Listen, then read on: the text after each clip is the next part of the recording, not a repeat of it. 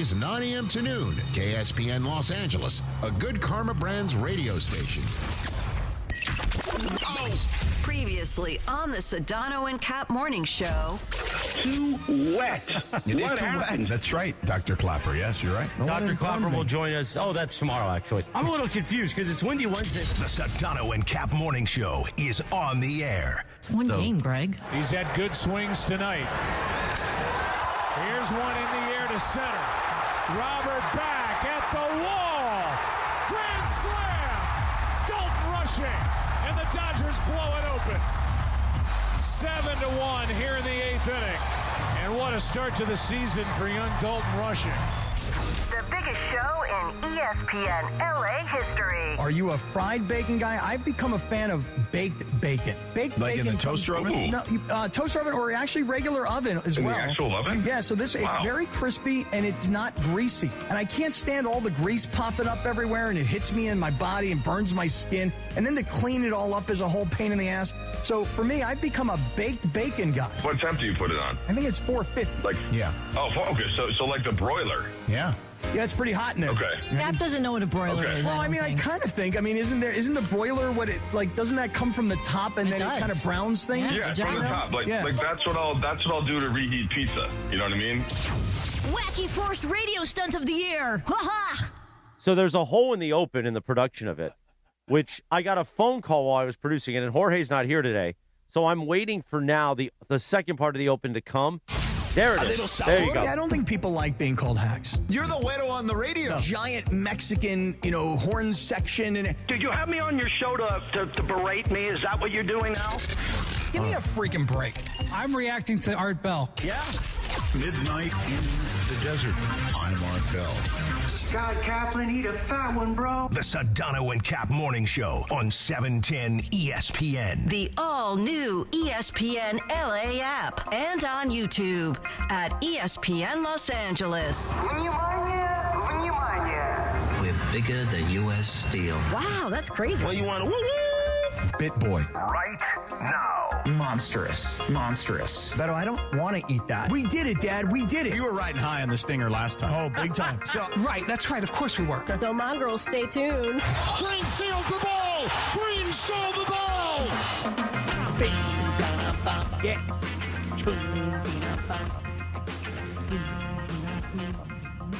That game last night was out of control. Incredible game. Yes, indeed. 7:02 and 50 seconds. The Sedano and Kap Morning Show begins on a Thursday, the 16th of April, 2026. Sedano, you got to give me credit. Realizing my own production mistake. Oh, yeah. No, you good Jumping job in live. filling. Yeah. Good job filling. Yeah, no doubt. Now, it is Tulsa-like, but good job filling. Yeah. But I blame Tommy Lamb. He called me while I was in production. Okay. Yeah. And I had to take the call. All and right. I didn't close the gap. Yeah. I let the gap just kind of fly in there. Yeah. It's okay. Jorge's not here again. I kind of liked it. You liked it? Well, I we kinda liked it. not that I doubted this at any point, but we've now learned even more so how important Jorge Briones Oh, is today. he's so important. So important. It is indeed. Yo. Yo. That game, the fourth quarter of that game was absolutely freaking sane between the Warriors and the Clippers last night. Now, the Sixers, the Orlando game sucked. It was the only one of the four games in the play-in that was not very good. Mm-hmm. And I'm not surprised because neither of those teams have been very consistent. Although Philly's, I don't know. I've never seen a team like Philly just be so like good one night and terrible the next. I mean, Orlando's the biggest disappointment in the sport. But the Clippers, man, I know that Draymond Green and the Warriors, and I'll get to Curry and I'll get to Al Horford. Let's start with Draymond, though. I want to start with I forgot to do Draymond the thing. I'd like to thank the Los Angeles Clippers of Inglewood for participating in this season and every season. Pick up your commemorative T-shirts at the door. There you go. So Nice. I will say this. The Warriors and Draymond Green, okay, have put on a full court press, pun intended, okay, on making sure Draymond is part of one of the defensive teams this year, okay? And they've had a stinky season. But Draymond Green, by all the metrics, is still one of the better defenders in the sport. And he's probably a top 10 defender in the sport still. But they have put on a full court press. Now, like Brian said yesterday, Windy, these games are not supposed to influence the voting panel. But because of the Luka and Cade Cunningham waiver thing that they're deliberating on still. Yeah. People are watching these games, and there's no way on God's green earth that a human being is not going to let these things influence them in some way, shape, or form. Of course. And because Draymond Green has been one of the best defenders in the sport for nearly 15 years, and he continues to be. And that fourth quarter where he held Kawhi Leonard to 2 points turned him over a couple times, including one of the biggest turnovers of the game, not to mention the turnover where he forced the inbounder to turn it over. That was the biggest one, man. I mean, you want to talk about a guy who still has the will to win. Even at this stage of his career, he is not the same player he once was. But, man, I will give them a credit where credit is due.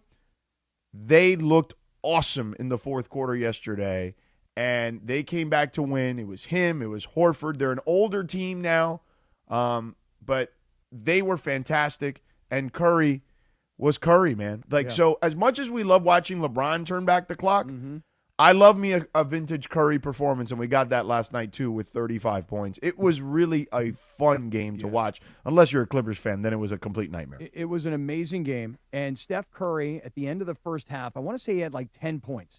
Yeah. And then in the third quarter, he exploded with 14 in the third quarter alone. All of a sudden, though, you go into the fourth quarter, and the Clippers have a 13-point lead. But some big shots along the way. You know, Porzingis hit a three that brought the Warriors to within three. Yeah. But then Darius Garland hit a three that actually put the Clippers up by 9. So every time Golden State kind of clawed their way back in, then all of a sudden the Clippers would hit a big shot. Yeah, they'd answer. But it was a 12-2 run at one point by the Warriors. And let's just get to the end of it all, because you said that Kawhi was held to 2 points. George, he was scoreless, Kawhi Leonard, until there was under a minute to go in the fourth quarter. Yeah. And the two defensive plays that will be seen forever, and listen, this was not Game 7 of the championship series, but I don't know how he did it, because if you remember just probably 3 or 4 minutes of game time earlier, Draymond Green was backing up as he was defending Kawhi Leonard, and he grabbed his left knee. Do you remember this part of the game? Mm-hmm. And it's like, oh no, Draymond is hurt. Draymond's going to be out. But somehow he went to the bench, came out of a timeout, was okay, was going to continue to play. When the Clippers went to inbound a ball to Kawhi, you explain it to me. Somehow, Draymond Green, on what looked like a bum left knee, jumped up and over Kawhi. Yeah. Able to get the ball, get it to Pajensky, who's running down the floor, so he was able to create a complete turnover there, and that turned into points. Yeah. And then, on really what was one of the probably final possessions of under a minute to go for sure, as Kawhi is carrying the ball up the court, just a total pickpocket play. Right, and just dove, went horizontal to get it. And then is down on the ground and is able to get the ball to one of his teammates. Yeah. I mean, look, we're all going to talk about Steph and the incredible, because listen. Hey, look, Steph deserves it. I mean, he's the man, right? There's no question about it. Dropping bombs from everywhere. And by the way, Kevin Harlan was losing his mind. Yeah, he was incredible. He was great. And and Steph is just painting a picture for him to yell and scream at. Right. And Steph's dropping all these bombs, but it turned out to be a Warriors 15-7 run at one point, and then Horford again with another big three that took it to 117-115. I mean, it just went on and on. It was such an amazing game. And I said it to you yesterday. I was rooting for Golden State to win, and I loved seeing the Clippers get knocked out at home by old Golden State. Well, and a guy who's not going to get enough credit today, but was unbelievable for them, and he's always great defensively as well, but offensively he was fantastic yesterday, is Guy Santos. And you want to talk about development in this league, right? This is a guy who was fighting his way through the G League a few years ago, and the Warriors gave him a chance the last year or two to start to just get some time with the big club. And then he cracked the rotation. And he played fairly well for them at times last year. And then this year, he's had to play a ton of minutes because of all the injuries. Steph Curry's missed a third of the season. So many guys have missed a ton of time this season. And Guy Santos has been able to develop. And here he is in the biggest game of the season to this point, 20 points, 9 of 13 from the field, 6 boards, 5 assists, huge assists, okay, in this game. And that, to me, for all the talk about the NBA and, it's a star league, it is. But and I've been saying this for a while, because of the way the financial structure is created now for these teams, you have to find these diamonds in the rough that you're going to develop, and you're not going to have to pay them a ton of money. And Guy Santos is a perfect example of that, right? That the Lakers have had those guys over the years as well. But for the Warriors, who have struggled to develop quote-unquote younger talent, they have that with him. Podziemski played very well. Yep. Those are stories of development, and every team in the sport needs to have those stories of development to be able to succeed at this level. Well, guess who the Lakers version of Santos might eventually become? And that's Bronny. And I'm not joking in the slightest bit, because honestly, Santos was a second-round pick. He was drafted number 55 overall. Of course, this is right off the top of my head. I know all of this stuff. Right. And so think about that. A second-round pick was the 55th pick of the draft. That guy's not expected to make a contribution in a game of this magnitude necessarily. And development, and this is what Bronny has gone through here in the last 2 years, and this year really more so, as the injuries piled up and his time was more needed. But, George, I got to just go back to Steph Curry, because for a guy who's been out for as much as he has, and for a guy who came back late in the season, as everybody was like, well, what are you doing, man? Why are you coming back? Your team's not very good. They're not going anywhere. You're hurt. Why would you come back? And it's this commitment that you have to a team. And I'm going to pause on that for a quick second.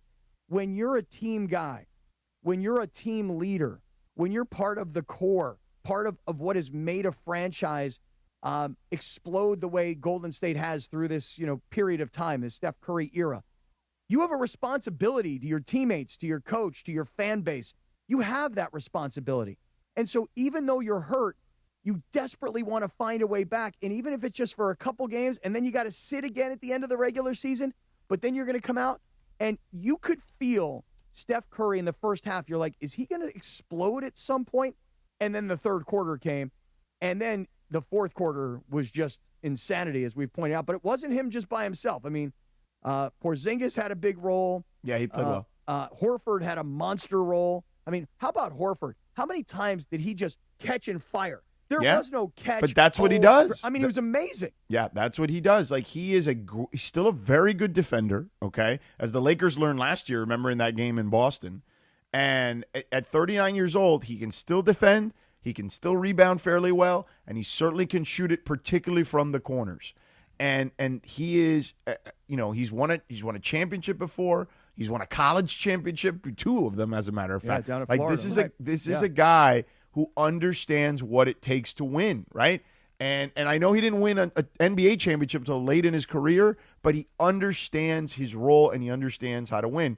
So, look, it may end. Who knows? Maybe they lose to Phoenix. But at the end of the day, they gave you one last run and one last moment that reminds you how good these guys have been. And I think that was what kind of Steve Kerr was alluding to after the game, if you take a listen here. Just all I'm thinking about is how proud I am of the guys to really show what they're made of, and the fact that we're still alive. We've got to go to Phoenix now and try to get another one and get ourselves in the playoffs. But I more than anything, I'm just so proud of the guy. We must have been down double figures 5-6 separate times, and we came back every single time we made a run. It was such an incredible display of guts and competitiveness and connection. And obviously, Steph and Dre kind of took over down the stretch. Dre's defense, he's the best defender I've ever seen in my life. It's just insane what he does out there. The job he did on Kawhi. I thought our coaches did a really good job with the game plan to blitz Kawhi and try to put a crowd around him. And so the preparation was good, and the players really followed through. And for one night, we're champions again, And I know that may sound crazy to everybody out there. It's a play-in game. I don't care. It's just absolutely beautiful to watch. That is exactly and listen, right. Steve is near the end here. Yeah. He knows. They all are. They all are to the end, right? And who knows if Steve Kerr does not have a contract for next year, and it's his choice. Okay, so he may not be the coach next year. Hell, he may be in a booth somewhere next year again for the first time in a couple of decades. So he's trying to just relish these moments at the end with this group. Yep. And it's kind of awesome to see. I'm rooting for them against Big Phoenix. time. I want them to beat Phoenix. Of course. I want to see Steph Curry. And now, I mean, listen, Draymond Green, one thing about Draymond is obviously people have opinions about him. They call him a dirty player. We've all seen him kick dudes in the groin, the whole thing. But on the other hand, if you just watched, and in particular last night, and you see these plays down the stretch, and again, he looked like he tweaked his knee and might have to come out of the game, and he toughed it out. Toughing it out and being on the floor and limping around and just being there is one thing. It's another thing to make two plays that are absolutely the critical key plays to winning that game. No doubt.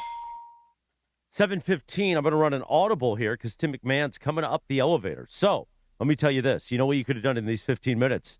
Well, you could have made fun of the Clippers, of course. Or you could have gone and seen our friends at Valvoline Instant Oil Change, home of the 15-minute drive-through oil change. Visit SoCalOilChange.com for a location near you.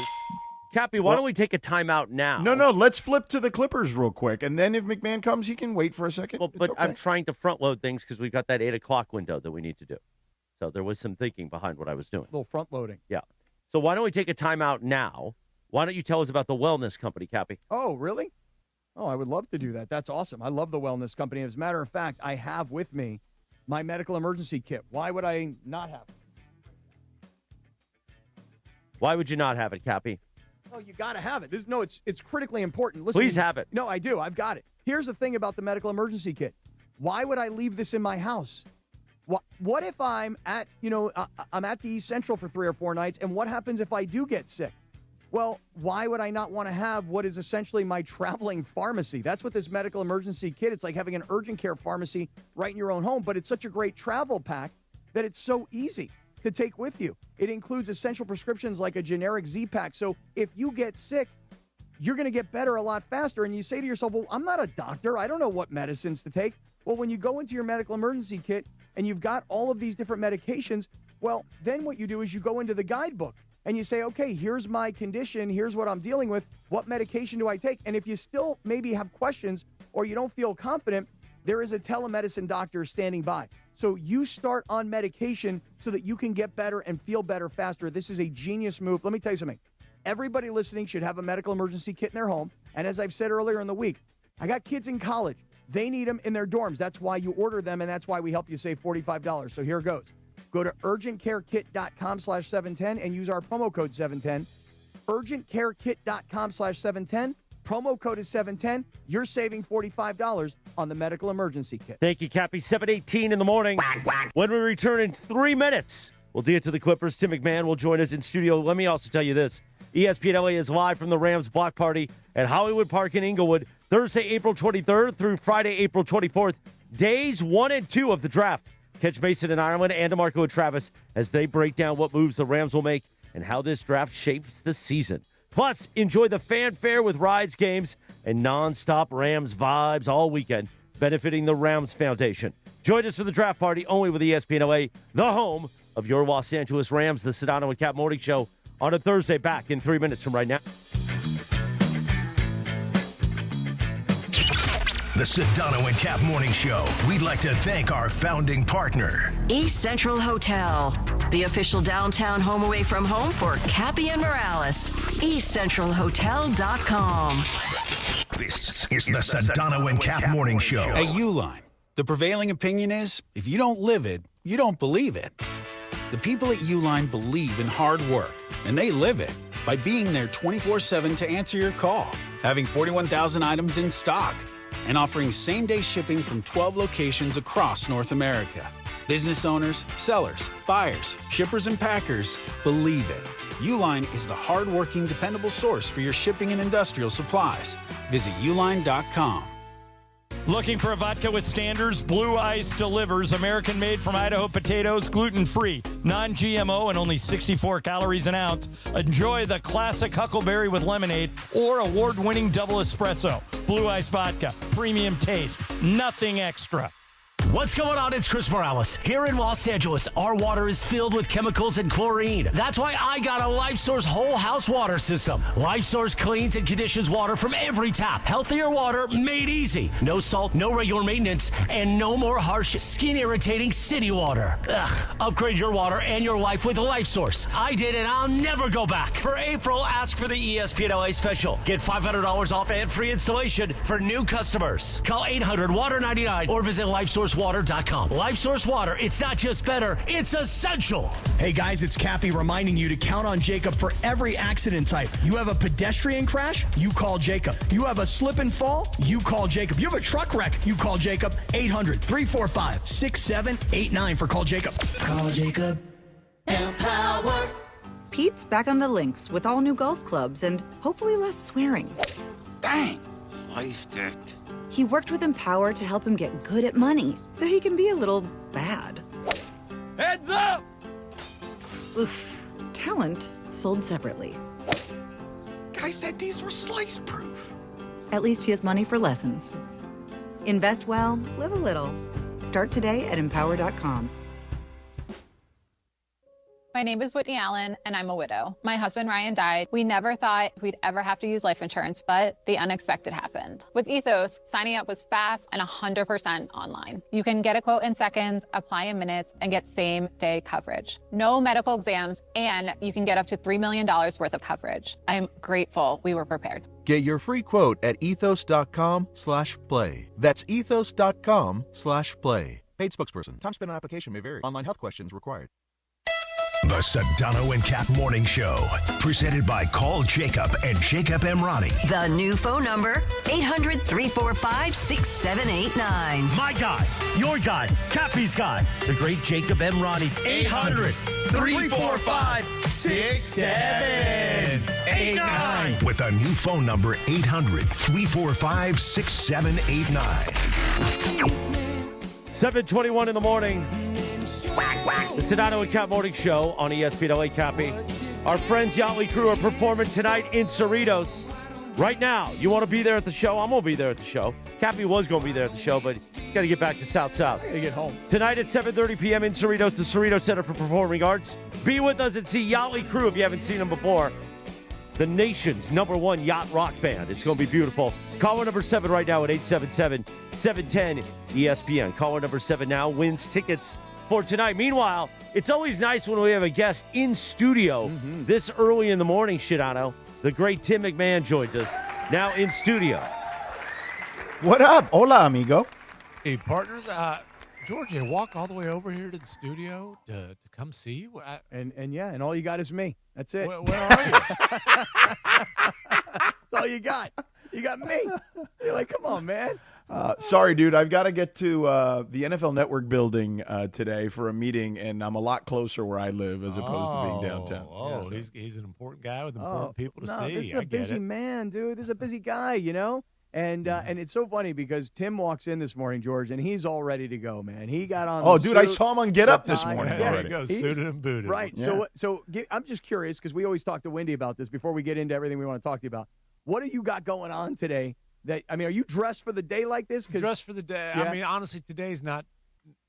The Get Up adds a little. I didn't go to the Clippers game last night. I watched from the hotel room because I had to do Get Up, and it's an early wake up call. But little, this little YouTube show, and then NBA Today. So, and then the Hoop Collective. So, I mean, fairly busy day. Yeah, you're gonna have a real busy day.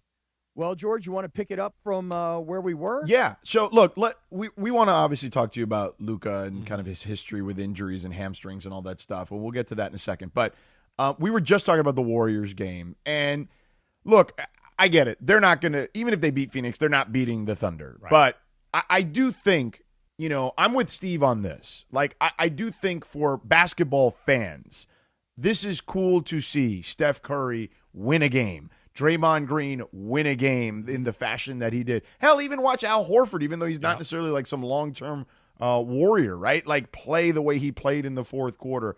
I think the nostalgia in me is like, hey, I want them to beat Phoenix. I want them to go into the first round, even if they get obliterated by the Thunder. just because I want to see Steph Curry as long as I can see him. And Draymond Green. And look, these are guys who obviously were pillars of the most recent dynasty that we've had in the NBA. And that dynasty's faded. Like the Warriors, they're a 10 seed. They're not a title contender. And we understand that, but they have given themselves a chance to be on a competitive stage. It's not the biggest stage. It's not the brightest stage. It's not the stage that they became legends on, but it is a stage, and they responded to it. I'm sorry, if you can't enjoy watching Steph Curry have that kind of performance, the greatest shooter we've ever seen, one of the greatest showmen we've ever seen in basketball, having that kind of performance to lead a comeback with the season on the line, then you don't like basketball. If you don't respect and enjoy watching Draymond Green, this dude who's got, he's got his flaws, but competitive fire ain't one of them. A guy who has earned the right to be considered one of the best defensive players of all time, wants to proclaim himself as the best defensive player of all time. That's a debate, whatever. What he did last night, there's no debating. That was absolute defensive dominance in the fourth quarter. He said, okay, Kawhi, you are a Hall of Famer. I'm about to just completely shut you down. Kawhi Leonard did not score in the fourth quarter until a meaningless layup with seconds remaining. Draymond, and Kawhi said it was hard even to get shots up. He got 2 shots in the fourth quarter, neither when Draymond was on him. And then Draymond, the final minute, just disrupting everything. 2 steals, the dribble handoff to get Steph. Just enough of a look on that deep 3 to put him ahead.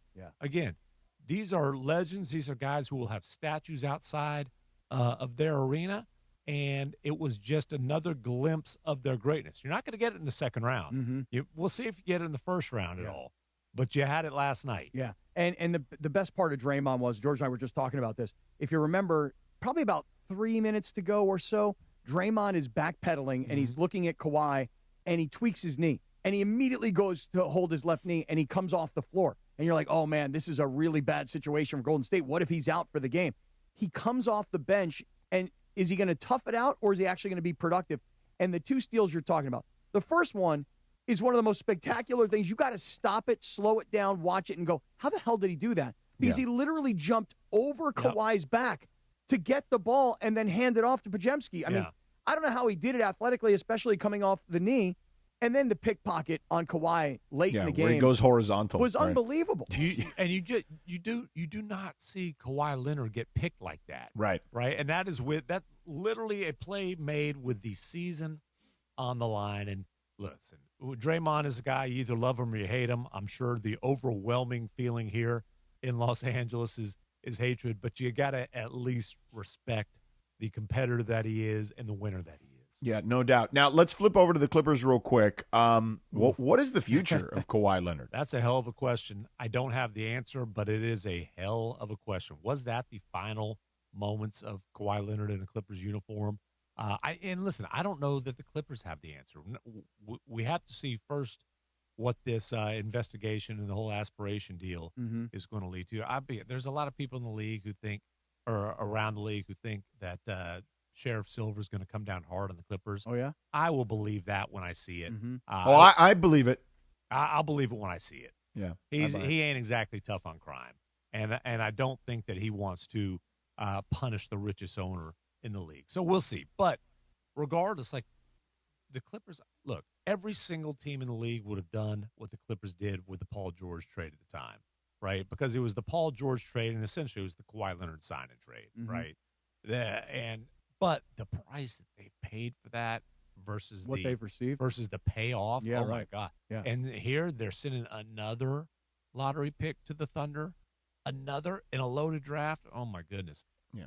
And I just, I don't see how it gets any better with Kawhi here, but it's so tough because they can't really rebuild because they still owe picks for Harden, who, by the way, is not here anymore either. And so, I don't know. If they put Kawhi on the trade block this summer, there will be significant interest, including from the team that they just lost to last night. I just don't know what if there's a future for Kawhi with the Clippers, and if so, it's hard to be real fired up about it. As great as he was, and he had a great year. He had an All-NBA year. but an All-NBA year that is in Cancun in mid-April. I can't see why the Clippers would want to bring Kawhi Leonard back. Look, he is a great individual player. He is a multi-time NBA champion. He, in Toronto in particular, and he got there late, but that was his team, if you will. Whereas San Antonio, he had joined an established team. So we think of him as being a winner. But throughout his career with the Clippers, between load management and injuries and a lack of winning, why wouldn't you just say, hey, look, we tried. We paid him a fortune. It didn't work. By the way, a whole bunch of controversy came our way. You know what? Now it's time to cut bait. Cappy, 7:30. Let's pause here to talk for a minute about our friends at Seller's Advantage. Hey, guys, look, if you've been thinking about selling your home for a variety of reasons, why? Maybe your kids are already out of the house. Maybe your parents left you a home. You don't want to play landlord. You don't want to pay those property taxes on that home. You're not living in that home. Maybe you've got a ton of equity in your house right now, and you're ready to cash in, retire, move somewhere else where it's a lot less expensive. It doesn't matter what the reason is for why you want to sell your home. The key is, how do you sell your home? How do you sell it fast? How do you make the most money? The way to do that is through Seller's Advantage. Why? Because Seller's Advantage is going to come to your home, and they're going to make you an as-is competitive cash offer. That's it. You don't paint the walls. You don't fix up the landscaping outside. You don't have a realtor tell you got to spend $50,000 or $60,000 to make that money back. You don't want to put that money out. You want to work with Seller's Advantage. They buy your home as is. No expensive repairs, no agent commissions. You don't have to list the home. There's no open houses. They buy it with cash. And by the way, they'll work around you. If you say, hey, I'm ready to sell now, but I can't move out for 2 months, we'll have that conversation. So call them, 888-390-AS-IS, 888-390-AS-IS, 888-390-2747, or visit sellersadvantage.com. Well done, Cappy. 7:31 on the Sedano and Cap Morning Show. Okay, now let's ask you, Tim. You've had a long history with Luka Doncic. You literally wrote the book. Here it is. Called The Wonder Boy. I'm holding you can it find up right wherever here. you find your books these days. Got it right here, George. And Holding feel it up. free to purchase it if you're a Laker fan and you want to know the history of Luka Doncic. So, history of hamstring injuries, though, is also long, and you're very familiar with it because you've reported on a ton of it. What can you tell us about his history with hamstrings? Yeah, and, he's had some hamstring issues. Obviously, the calf strains were there was a much longer history and more serious history. This is by far the most significant hamstring strain that he's had, and obviously he's doing everything he can to get back. I don't, the whole trip to Spain thing. Listen, I'm not a doctor, but if there was some magic potion in Spain, I would think everybody would fly over there when they got a hamstring strain. So listen, I'll tell you what the magic potion is over there. Okay, real good food, real good wine, and a lot of sunshine. Okay. Yeah, I don't know if the first two of those things are what Luka needs, and really there's a lot of reasons this is a shame. One is that he was just coming off arguably the best month of his career.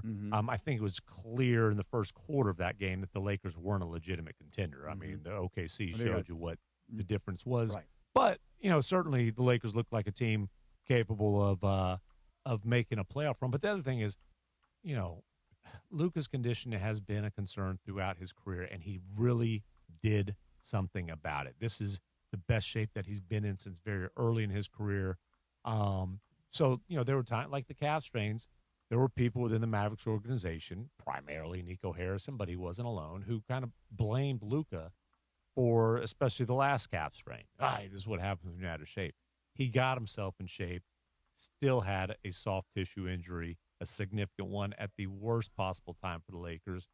And I have no idea where his hammy is now. Obviously, J.J. Redick didn't want to give any hints of a potential timetable. I just think it's asking or it's expecting probably too much to believe that Luka's going to be able to rush back from this sort of hamstring strain a month out and put on a cape and rescue the Lakers. If they can win a game or two and extend the series, we will see. I just think you gotta have reasonable expectations. And those reasonable expectations for the Lakers in this series, you and all the ESPN, NBA analyst experts and reporter types, everybody picked Houston. There's not anybody that is giving the Lakers any shot at all in this series. Understandable, obviously, because the last time they played Houston in back-to-back games, you had Luka and Austin Reaves, and not only are you losing, 55, 60 points per game, you're also losing combined probably somewhere nearby 12 rebounds per game combined between these two players. And JJ talked about it earlier this week. Rebounding, boxing out, that's the key to winning this series. So you're not giving the Lakers much shot, are you? No, and again, I'm sorry, if you take away the top 2 scorers from any playoff team, I'm not giving them much shot. If you take away Shai Gilgeous-Alexander and Jalen Williams from the Thunder, guess what? I don't think they're going to make a very deep playoff run. I mean, this isn't like some kind of controversial deal, and the shame of this is that the Lakers, this was a team I didn't think was going anywhere for most of the season. March, everything came together. Changes your whole thing. They got the pecking order right. It made me feel like I thought LeBron was definitely gone. Now I think, hey, I can see a world, it's going to depend on finances, I can see a world where LeBron can come back because they did get the fit right. They got the pecking order right. It was Luka's team and Austin Reaves' team with LeBron playing that, complementary starring role, so to speak. And now LeBron's he's got to be at 41 years old, everything again, and the NBA tried to help him out. You look at this schedule. Oh, there's some days between games now. They tried to help him out. They tried to buy LeBron time to recover. Maybe Luka or Austin Reaves time to get back. But when I covered that baseball series in Houston, I was like, the Rockets are absolutely the team the Lakers want to see in the first round. Mm-hmm. But that was Luka and Austin Reaves' Lakers, right? And so the circumstance of – now I'll say this. If you can keep games close, the Rockets do have a way of coughing things up down the stretch. And look at the Lakers on the Lakers are the flip side of that. Yeah, the good Lakers in the are really good in the moments. clutch. Yeah. Well, let me ask you this, though, Tim. If hypothetically, because JJ yesterday, when asked about Luka and AR, he said out indefinitely. I don't have an answer for you. And then Wendy was on yesterday, and what Wendy was saying is that in talking to executives on certain teams, and those executives talk to their training staff, and if everybody was saying, hey, which one of these guys might be more realistic to come back, the people were kind of saying, well, we think maybe Austin Reaves. The training staffs of teams might think that an oblique strain might come back before a hamstring strain. If Austin Reaves were to come back and play by game, I'm just going to say game 3, and you had aggressive. But if you had Austin Reaves, let's say game 4. If you had Austin Reaves and LeBron James, would that change your mind at all? I think if they can get one of those guys back, there's some hope. And again, tell me what are they down 3-0? Is it 2-1? What's if they can at least split these first couple games and then get one of those guys back by game 4, maybe game 5, then there's some hope. I mean, listen, LeBron has pulled off bigger miracles before. Not at age 41. Having said that, the guy is still one of the best athletes. I mean, the last time I saw LeBron in Houston, the man had 6 dunks in the game. He's still one of the best monster athletes dunks in the in the world, much less the league.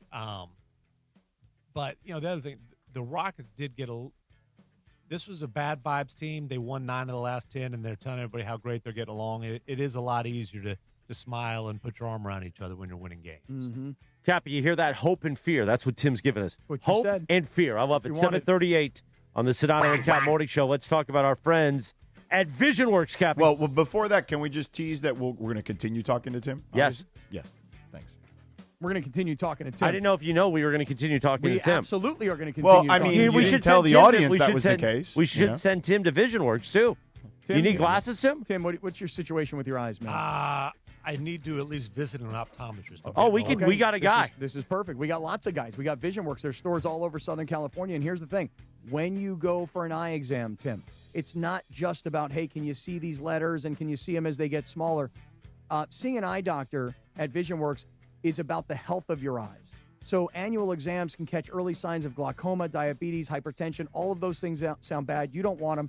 So let's get Tim to VisionWorks, Lindsay. And by the way, you could pick out some really nice Ferragamos, like these frames that Lindsay picked out for me here. Yeah, Tim, I could help you pick out some really great glasses. Or if you don't like my fashion advice, you could always go to the VisionWorks website at visionworks.com and you can browse all of their frames. But if you go in the store, they make shopping simple. They organize all the frames by shape and by price. They make it super easy. And you know what else you can do on their website? You can find the nearest VisionWorks location to you, and you can also check to see if they accept your insurance. Cappy, do you think Tim got a good tax refund? Tim, I think He's giving me a face that says... Nah.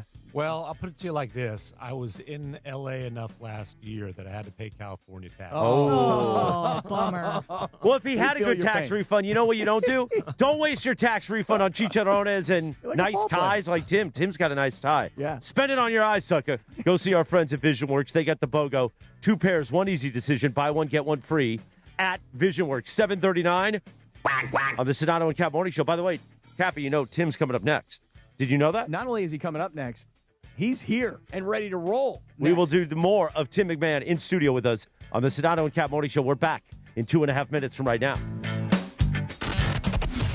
This is the Sedano and Kap Morning Show. Hyundai gives you America's best warranty on every new vehicle. It includes a 10-year, 100,000-mile powertrain limited warranty, plus 24/7 roadside assistance. That's peace of mind from Hyundai. And these days, that's priceless. Get 0% APR for 60 months, plus 0 payments for 90 days on the Hyundai Tucson. See your SoCal Hyundai dealer. Offers end April 30th. Call 714-568-7676 for details. Pizza Hut is bringing the heat with their new hand-tossed crust. Crispy and golden on the outside, soft and fluffy on the inside, finished with buttery garlic parm seasoning in every bite. And right now, grab a large pizza with any 3 toppings for just $11.99, delivery or carryout. When you're hungry for big flavor, keep the Pizza Hut coming with the $11.99 large 3-topping deal. Order now at pizzahut.com or download the Pizza Hut app. Limited time offer. Additional charges for extra cheese and toppings, stuffed crust, and original pan. LA's biggest pizza party is back.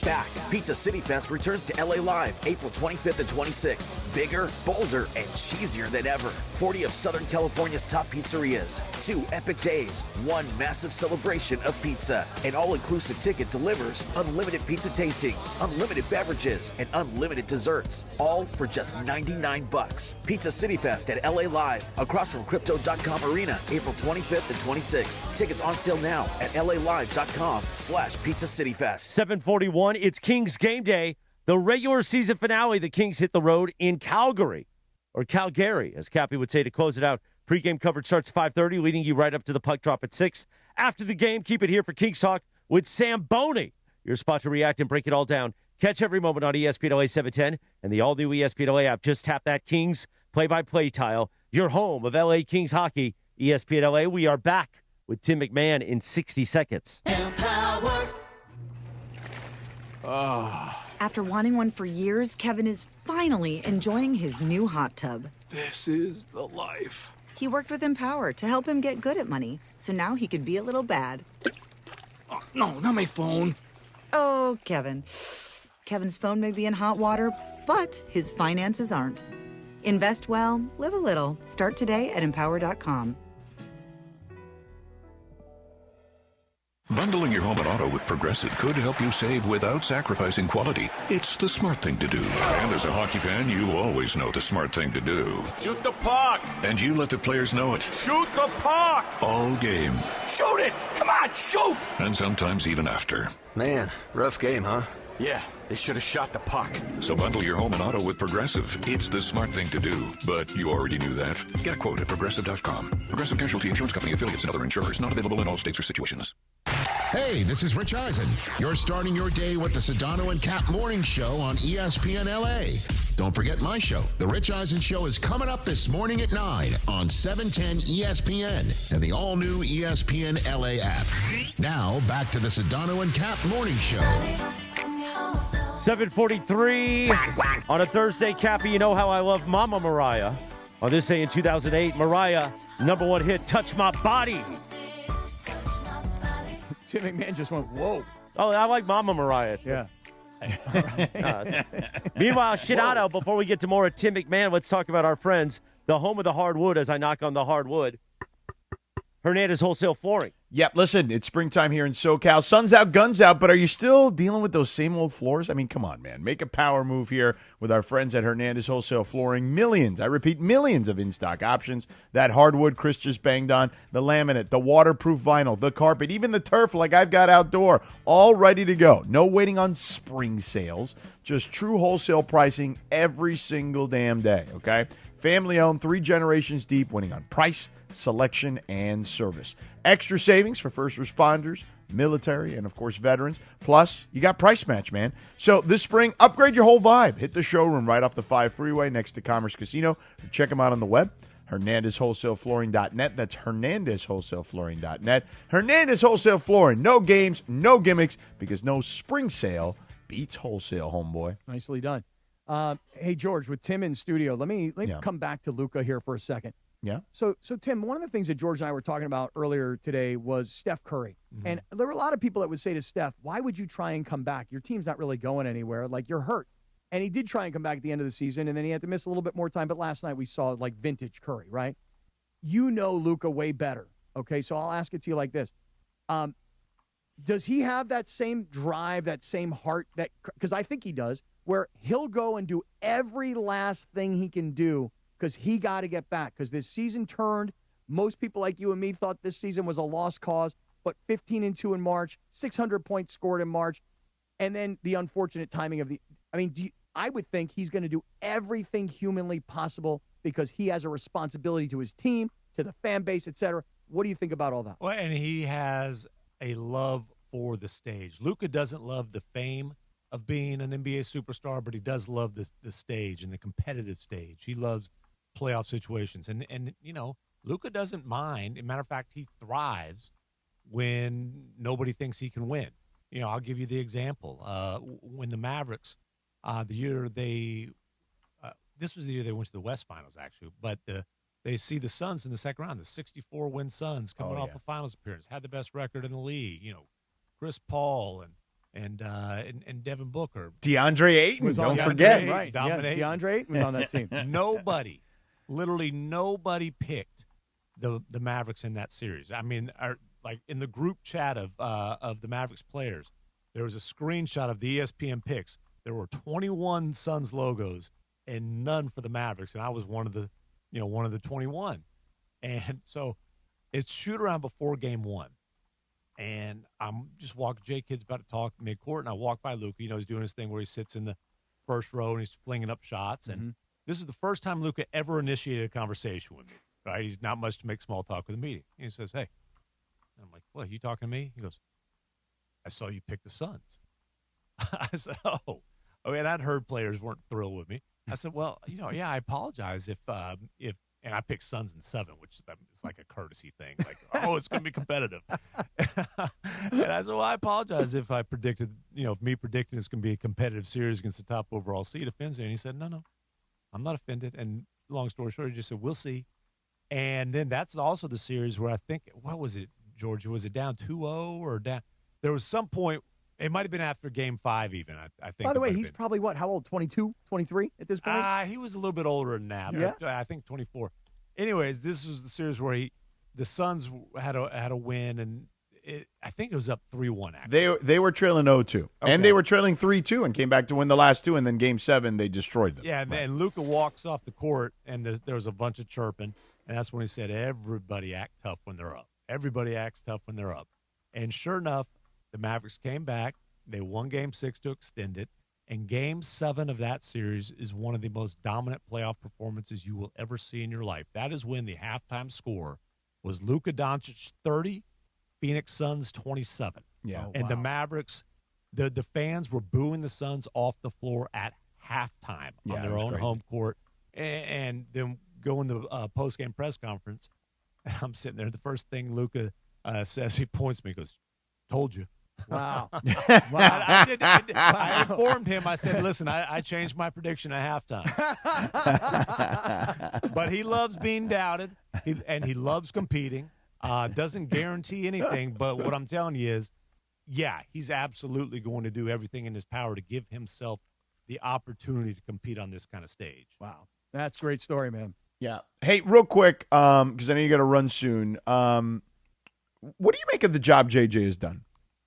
You know, I think JJ is one of the best X's and O's coach in the league already. I mean, it's some of his after timeout plays, some of the plays he's drawn up. We talked about the Lakers' clutch success. I mean, look at some of the plays that he's drawn up to get wide open, even at times when they lost clutch games. You know, like the one where Luka passed up the shot against the Magic. That was a big crisis, right? Right. But the play that was drawn up, he had a wide open look. So I think JJ, as a basketball mind, has done a phenomenal job. I think JJ can get overheated. I thought we were going to see his head blow off his body. Yeah. Especially after Luka and AR got hurt. Yeah, and so there are times when I think JJ he burns so hot as a competitor, and you can only do, there's a balance there. So I think that part of coaching is something that, he's working on. But again, I don't know that a whole lot of people had the Lakers as a 3 seed coming into the season. And for there's always going to be a different spotlight here. It's always going to be a fishbowl here. I think overall he's done a heck of a job. Yeah, and I think that we were giving him a lot of credit, Tim, during the run in March. Like, look what he's been able to do with Luka, Austin Reaves, and getting LeBron to play in this role, right? So we were giving him a lot of credit for that. And then the injury happened to the two top stars, and then the massive losses to Oklahoma City. And by the way, there was a loss to Dallas in there as well, right? Boy. So they had lost 3 straight games. But I think that one thing that JJ does really well that I'm starting to really understand now, because as hot as he can be, he also, I think, knows how to push buttons. There was that game where Jared Vanderbilt and him started to get into it, and Vanderbilt was gone from the bench, but he came right back in the next game. He said, George, you'll remember this, DeAndre Ayton, what's going on with DeAndre Ayton? And he told everybody, my man can't catch the ball. Just can't catch. So even though, like, you think that he's airing his players out, maybe he's actually pushing the right buttons the way he's chosen to go about doing that. Should I be giving him He's credit just for had that? trouble catching the ball. He's blunt, he's honest, and DeAndre Ayton is an enigma that has frustrated multiple coaches. So I don't know that there's a proven way to motivate DeAndre Ayton. I'll say that. And if JJ ultimately fails to get the most out of DeAndre Ayton, he won't be the first coach. He probably won't be the last. Don't you guys feel like DeAndre Ayton? I mean, he's given you the most, meaning as in he's an $8 million player. Yeah. He played 72 games this year. And they really need him now. And the thing about DeAndre Ayton is he's talented enough to give you little bursts of hope, but ultimately he's probably going to let you down. Well, George has been telling me that all year long. Every time DeAndre Ayton had a good game, I'd come back on there and go, I told you, Sedano. I told you, DeAndre Ayton. And then the next game would come, and he'd pout and whine and not do anything. And then Sedano would come back and go, I told you, Kaplan. I told you. Yeah. I know. It makes George very happy to hear you say that. Well, I don't know about happy. I want the guy to do well. Like, I'm not rooting for his failure. I'm just telling you there's a history here. Yeah, you know? There's a It's reason. not a failure, Eric. Yes, well, Giannis, there's a little bit. Not everybody's you. And Giannis, the last several years in Milwaukee have been a massive failure. It's time for you to go, by the way. Snitches get stitches. True. It's true. It is. Yeah. So I'm going to suggest this to you. You decide on your own. You're a big boy, all right? I think you should pick the Lakers to win. No, it's over. He's already picked the Rockets, I think right? Not a You want to single- flip your pick is what you want him to do? I do. Not a single ESPN guy on our poll that we have on ESPN.com. None of you guys picked the Lakers. Not a single person. Put it in the Lakers group chat.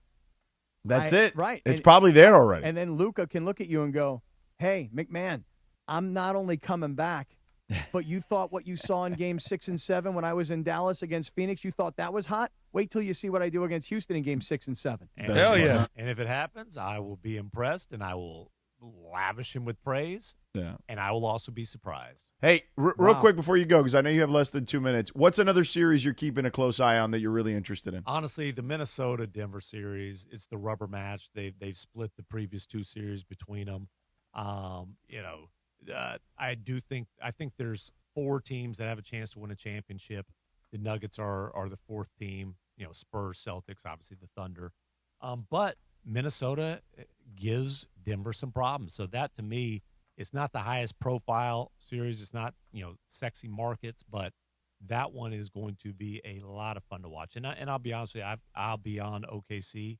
I am hoping the Warriors win the final play-in game, because I want to see the dynasty that was against the dynasty that might be. Mm-hmm. Well, I'll tell you this: it's getting the ABC treatment not this weekend, but the following weekend. So, is that a Georgia game?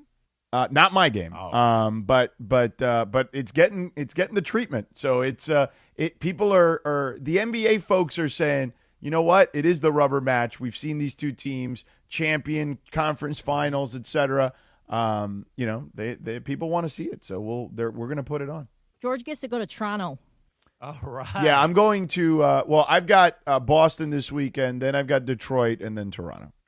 It's Toronto, not Toronto. Sending you east. How do you say it? Toronto. I say Toronto too. Well, I think the natives there will yell at you. They Toronto. say Toronto. Well, Toronto. as long as you don't say LeBronto. Oh yeah. Well, Mark Jones learned that the hard way. Yeah. He told us the story the other day. I mean, not that I didn't already know it, but right. That's his hometown. They had to forgive him. It was a long time before they forgave him. But anyway, McMahon, you're the best, buddy. Thank you, pal. Appreciate it, fellas. All right. Looking sharp this morning too, by the way. He does look sharp, doesn't he? He sure does. Always. 7:55 on the Sedano and Kap Morning Show. Up ahead in just a few minutes, we will actually do some Dodgers with Bergie and Michelle Smallman. The great Michelle Smallman will join us at 8:15 this morning. But first, let me tell you about my friends at Providence. Your health is the real MVP. Providence reminds you to stay in the game by prioritizing cancer screenings.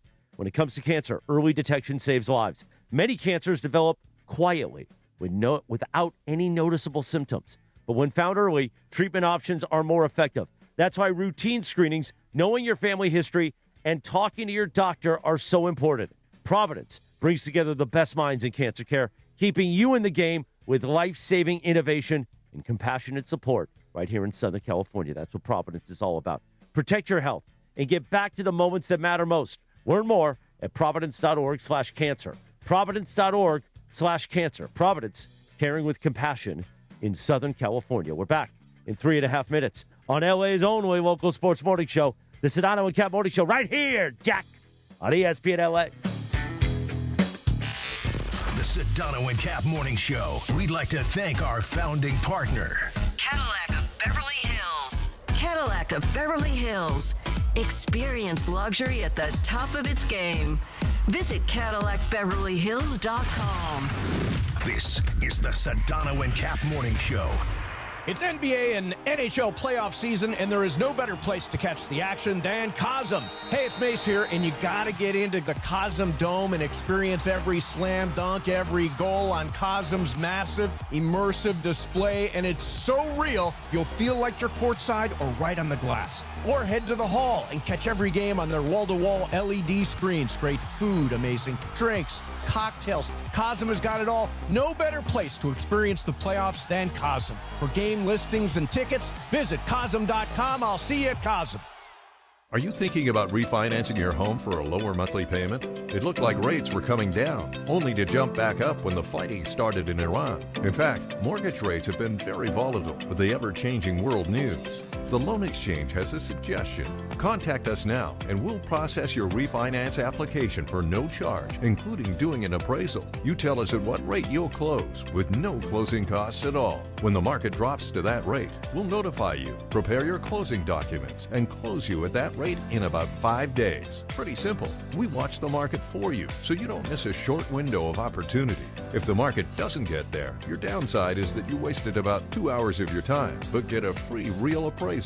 The upside is that you get the rate you want. Now that makes sense. So go to theloanexchange.com and apply without cost or obligation. Theloanexchange.com. NMLS 1637539. Loan subject to credit approval. See website for licensing information, loan terms and conditions. Equal housing lender. Theloanexchange.com. Hey everybody, it's Cap. Inheriting a home can be overwhelming, but Seller's Advantage makes it easy. One customer shared, and I quote, "Inheriting a home felt like too much work. Seller's Advantage gave us a reasonable offer, handled everything, and closed in 3 weeks. I highly recommend them." End quote. Skip repairs and headaches. Call Seller's Advantage at 888-390-AS-IS or visit sellersadvantage.com for your free cash offer. Don't worry, sell happy with Seller's Advantage. Providence Realty, DRE number 019-15-21-2. Hey, it's Rich Eisen for Pella Windows and Doors. Sometimes teams take a timeout to regroup and call the right play. When it comes to your home, Pella Windows and Doors always has the winning game plan. They're not just window and door experts. They're experts at taking care of you and your home. At Pella, they find the products that meet your needs and their experts install them. They do it every day, and that's why your neighbors trust them. Discover why Pella is a trusted choice for homeowners everywhere. Visit Pella.com/Eisen today. That's Pella.com/Eisen. In sports, the tape never tells the whole story. Hiring is no different. AI can make candidates look like an MVP on paper, so knowing the person and the skills behind the resume matters. That's where Robert Half changes the game. Our recruiters combine their expertise with award-winning AI to evaluate skills and fit quickly. Learn how we can find you specialized talent in finance, accounting, technology, and more. At Robert Half, we know talent. Visit roberthalf.com/talent today. You're hanging out with the Sedano and Kap Morning Show. Yeah, this is my philosophy. This is mine. Yeah, so I don't like your filosofia. No like. George Sedano, Scott Kaplan. No me gusto. No me gusta la filosofía. No me gusta la filosofía. More Sedano and Kap right now. Oh, yes, indeed, Cappy. Straight up, 8 o'clock at KSPN Los Angeles, a Good Karma Brands radio station. On this day in 1994, the number one hit, Prince.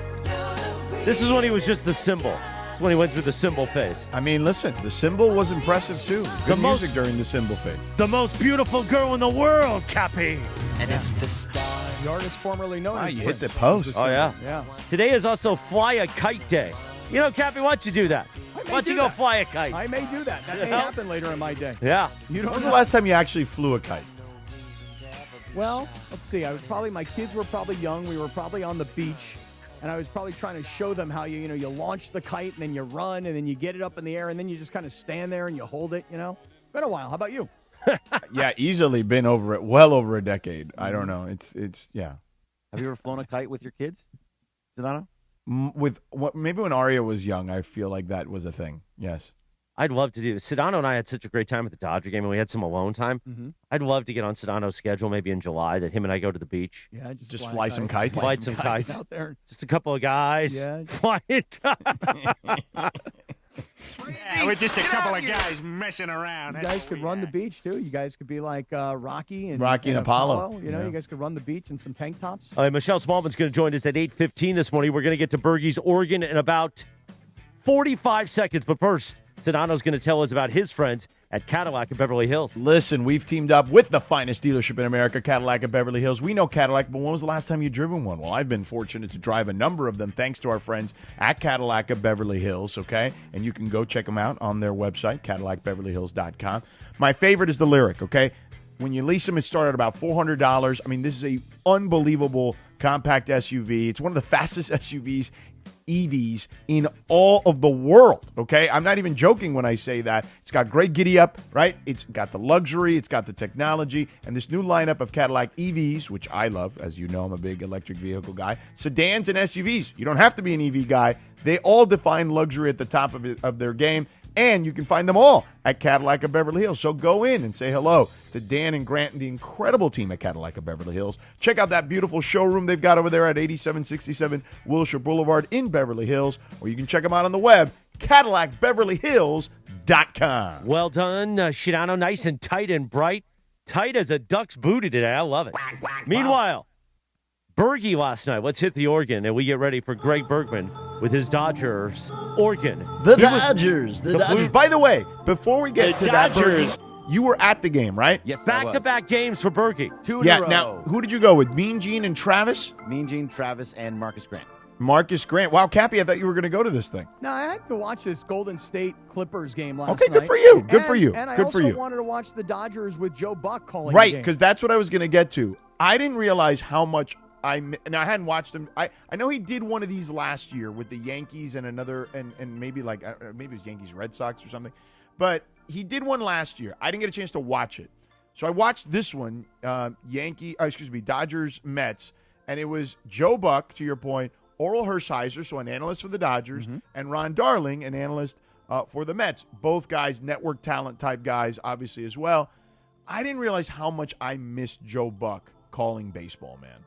Yeah, there's a pacing to Joe Buck, and there's a sound and a smoothness to his voice. Yeah. And I thought he was great last night. And listen, the top announcers in all sports were on display last night. You had Joe Buck calling a baseball game on ESPN between the Dodgers and the Mets. You got the New York versus L.A. matchup. And then the Golden State L.A. game with Kevin Harlan last night. I mean, you had if you were watching both games like I was last night, you were hearing the best of the best. It was awesome. Yeah, I thought Buck was just, again, I couldn't believe, like, when I watched it, I was like, man, I miss him calling baseball. It's crazy. And I know he's got, a lot of things going on. Monday Night Football is it's the biggest property in NFL history, if you think about it. So I get it.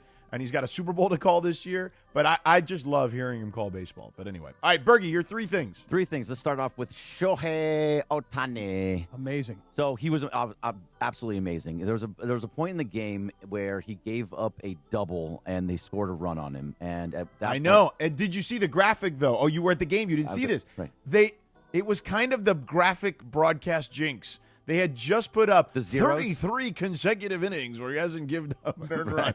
And then, bam, right there it happened. Yeah, it was this little, there's a curving ball that went to right field. Kyle Tucker just couldn't get to it because of how it was curving, and it went into the... Doesn't have that kind of range. He does have the range. I don't know, man. When a ball is trailing off you're doubting his range. I kind of thought, you know what? I thought this to myself. If Mookie's out there in right field, I think he makes that play. Not anymore. Mookie doesn't have the speed anymore. You don't think so, No, huh? he doesn't. But, yeah, so I thought he was great. Shohei was amazing. But after that play... You can't say anything bad about anybody. Shohei, after that giving up that run, he was angry. Mm-hmm. He was throwing mad. And the next 4 pitches after that were all 100-mile-per-hour fastballs just going right by dudes. Tommy Pham had 0 chance at even looking at Pham? That guy just showed up. Right. You know? It doesn't matter, though. He's been around for a long time, and that was 100 miles per hour 3 times in a row, just right past him. He was great. But the interesting thing about Shohei last night was that he did not hit in the game. Right. Before the game, they were talking about, Dave Roberts said, because he got hit in the shoulder or in the back on Monday. Yeah. Yeah, he got hit on Monday. He said, we just want to have precautionary for him to not bat. That sounds like complete nonsense to me because on Tuesday, he did just that. He hit. He then so you would think that he would sit down the next day and then be able to do whatever he wanted on Wednesday. But either way, fine. You get him off his feet a little bit, not having to bat, that's totally fine. I don't have an issue with it. I don't have a huge issue Don't you with feel like, though, that I remember last year there was all the stats that said that when he pitches, he doesn't hit as much. Yeah. So I just wonder if, you're Dave, you're like, you know what? The Mets have struggled to start the season. They don't score a lot of runs. Let's let them just focus on pitching, and then we'll put somebody else in at the DH role. You know, yeah, I mean, there's days, but he also had one of the greatest games in the history of baseball in the postseason where he went 6 innings, 10 Ks, and hit 3 home runs. Fair point. So, it really doesn't matter at that point. And by the way, one of those, as Travis likes to point out, went out of the stadium. Mm-hmm. So I think he's going to be okay. All right, thing number 2. Haesung Kim. Haesung Kim was great last night. Early on, both sides. Both sides. He had a great diving grab. That ended the 8th, which was amazing. Which was absolutely amazing. Mm-hmm. And he had the home run too, and it was scorched. Yeah, it was just blasted over in the right field stands. And this is just for Gene at this point. I have never seen her so happy than Haesung Kim hitting a home run. We went to Game 1 of the World Series in 2025, where Freddie Freeman hit a home run. That she looked happier last night that her Korean brethren hit a home run. So that was awesome. That was pretty cool. And also because of that, him and Dalton Rushing at the bottom of the lineup, they are so good. They have this great stat that's out there right now that Carlos showed me earlier today. It's from Alden Gonzalez, and the bottom of the lineup has been so good that it's like about 130 runs better or 130 points better in OPS than the next best bottom third. I sent you a text last night during the game. It's the bottom of the lineup that was doing a lot of the damage. Dalton Rushing, by the way, is he part of your next? No, so it's Kyle Tucker, Okay. but Dalton Rushing, I love the fact what he's doing right now. They're playing the hot hand, so that was a good reason to get Shohei out of the game so that you can get Dalton Rushing more at bats because he needs them. You didn't hear the broadcast, but there was a really interesting thing that Joe Buck talked about. He said Dalton Rushing hit this grand slam, right? Here, let me play the highlight of that. Go for it. He's had good swings tonight. Here's one in the air to center. Robert back at the wall. Grand slam! Dalton Rushing, and the Dodgers blow it open.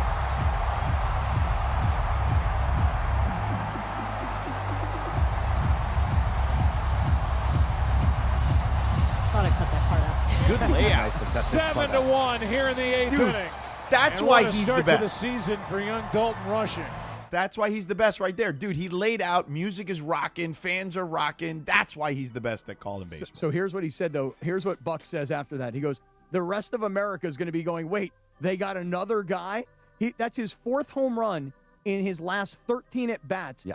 And last year it took 53 games to have 4 home runs. This year it's like 4 home runs in like 5 games played. All right, Cappy, let's let Bergie wrap it up here. All right, so last one is Kyle Tucker. And so giving you good information. We're moving. Kyle Tucker last night hit a home run, so that felt good. But at the same point, in the last 2 games, he has not struck out, which is a big point of contention of what we talked about a lot earlier in the last couple of weeks. Yeah, he started to come around at the plate. He is starting to come around the plate, but he's not walking as much. But what he is doing is he started to hit the ball hard. 3 times he hit the ball hard last night. 2 of them were for outs, but he's now starting to find barrels again. So he should start to get better.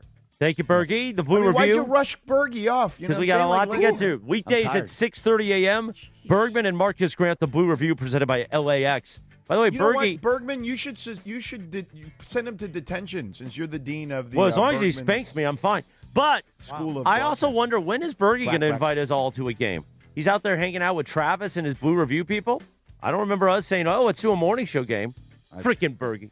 I invited you yesterday. I don't do back-to-back games, man. You don't do back-to-back. Just like you don't wear hats during the week, I don't do Fridays. back-to-back games. Only on Fridays. All right, let's spend 60 seconds, Cappy, talking about our friends at Prize Picks. Oh, listen, you want sports action in the state of California, Cappy? Download that Prize Picks app. Use the promo code Cappy, K-A-P-P-Y. Your first $5 lineup gets you a $50 lineup bonus. Very simple to play Prize Picks. It's more, it's less. There's a stat projection for every player imaginable, in every sport imaginable.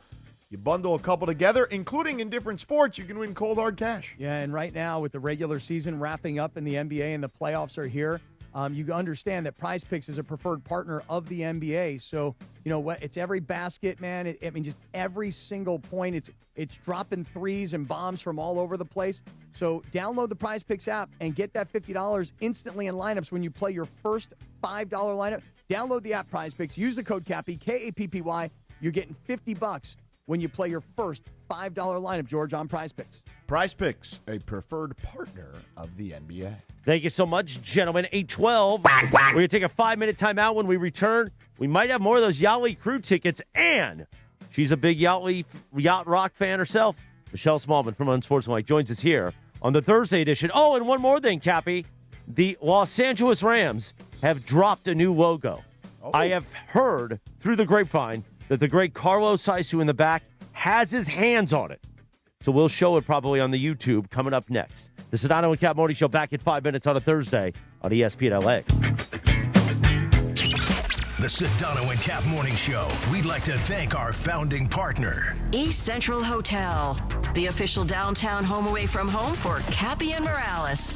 EastCentralHotel.com. This is the Sedano and Kap Morning Show. When pain keeps you from doing what you love, Hoag Orthopedic Institute gets you back to you. We are ranked number 18 in the nation and number 1 in Orange County for orthopedic and spine care by U.S. News and World Report. From the surf to the green, our world-class doctors are there, which is why more Californians choose Hoag Orthopedic Institute for orthopedic and spine care more than any other hospital. At Hoag Orthopedic Institute, there is no one better at getting you back to you. Proudly founded by premier physicians in partnership with Hoag. Learn more at HoagOrthopedicInstitute.com. Hey guys, it's Cappy, and it feels like everybody's sick right now. That is not your imagination. Doctors have said, worst cold and flu season in 25 years, not over quite yet. I was recently on a plane. People are sniffling, sneezing, coughing, and I can't afford to get sick. I'm doubting that you can afford to get sick. That's why I ordered the medical emergency kit. Having a medical emergency kit is like having an urgent care and a pharmacy right in your home. So if you need a Z-Pack and you know that's what you need, you've got it in your medical emergency kit and you can take it and get better faster. And you may be thinking to yourself, well, how am I going to know if there's a whole bunch of medications? How will I know what to take? There's a guidebook. You look for your symptoms, then it tells you what medication you should be taking. You don't have to wait in line at urgent care. You don't have to call a doctor. You don't have to pay a copay. It's all right there in your guidebook. And oh, by the way, there is a doctor standing by for a telemedicine call should you need it. Let's save you $45 right now. Go to urgentcarekit.com/710. Use our promo code 710. urgentcarekit.com/710 and use the promo code 710 for $45 in savings. Stunad.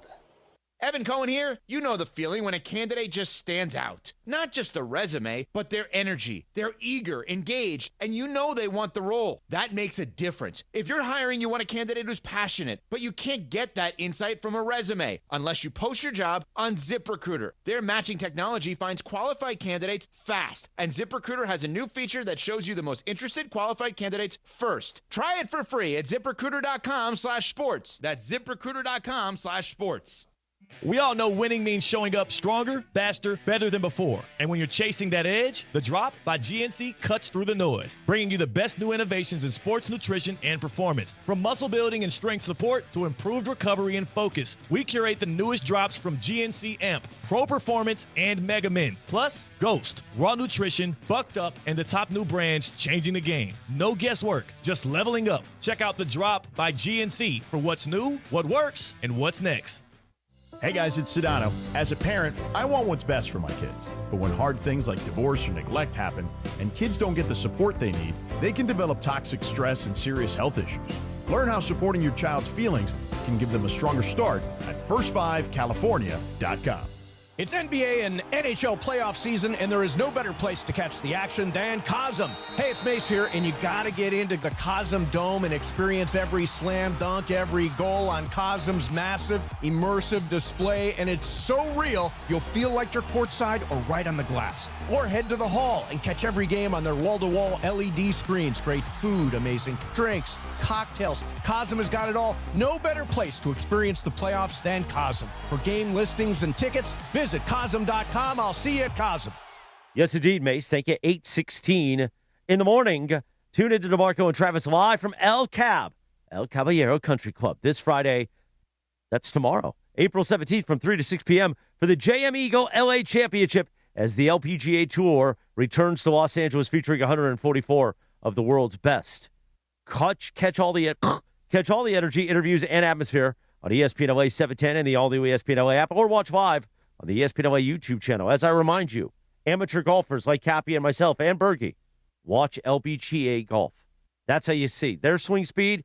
It's still better than ours. You're not going to match Rory McIlroy's swing speed. Oh, I'm stumbling, Cappy.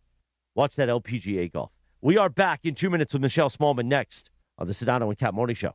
Hey guys, it's Lindsay, and as someone who doesn't have time to overthink shopping, I love how simple my VisionWorks store in Santa Ana made it for me. The frames are organized by shape and price, and there was a great variety of frames to choose from. No matter what style you're looking for, VisionWorks has it. Scheduling my eye exam, though, that was easy with evening and weekend appointments at all locations. And here's the best part. The friendly and knowledgeable VisionWorks teammates are insurance experts, and they'll help you maximize your options whether you have insurance or not. If you want or need glasses without the hassle, VisionWorks makes it simple.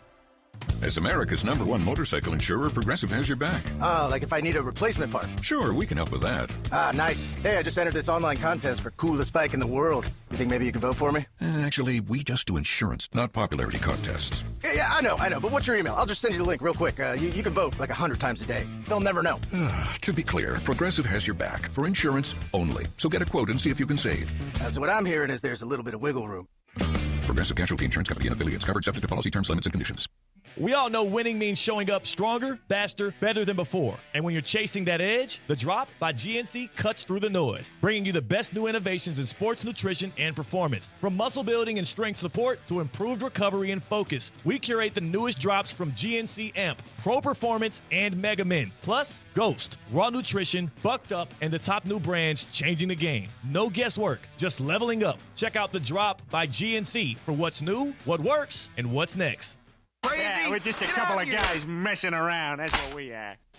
Hey, LA, it's Bethel Duran. Head to Northridge Toyota and Wondering Toyota today and drive off in a brand new, beautiful 2026 Toyota Tacoma SR5 for just $209 a month on a 36-month lease. $209 for a Tacoma? You already know it's got to be Northridge and Wondering Toyota. Any trade you own outright is your down payment. It's a limited-time offer. Nobody's going to take care of you like my guys at Wondering and Northridge Toyota. 2026 Toyota Tacoma SR5 i-Force 2.4-cylinder turbo 5-foot bed, double cab 4x2 RWD model. MSRP $40,628. Base 10,000 miles per year and excludes tax, title, license, and dollar fees.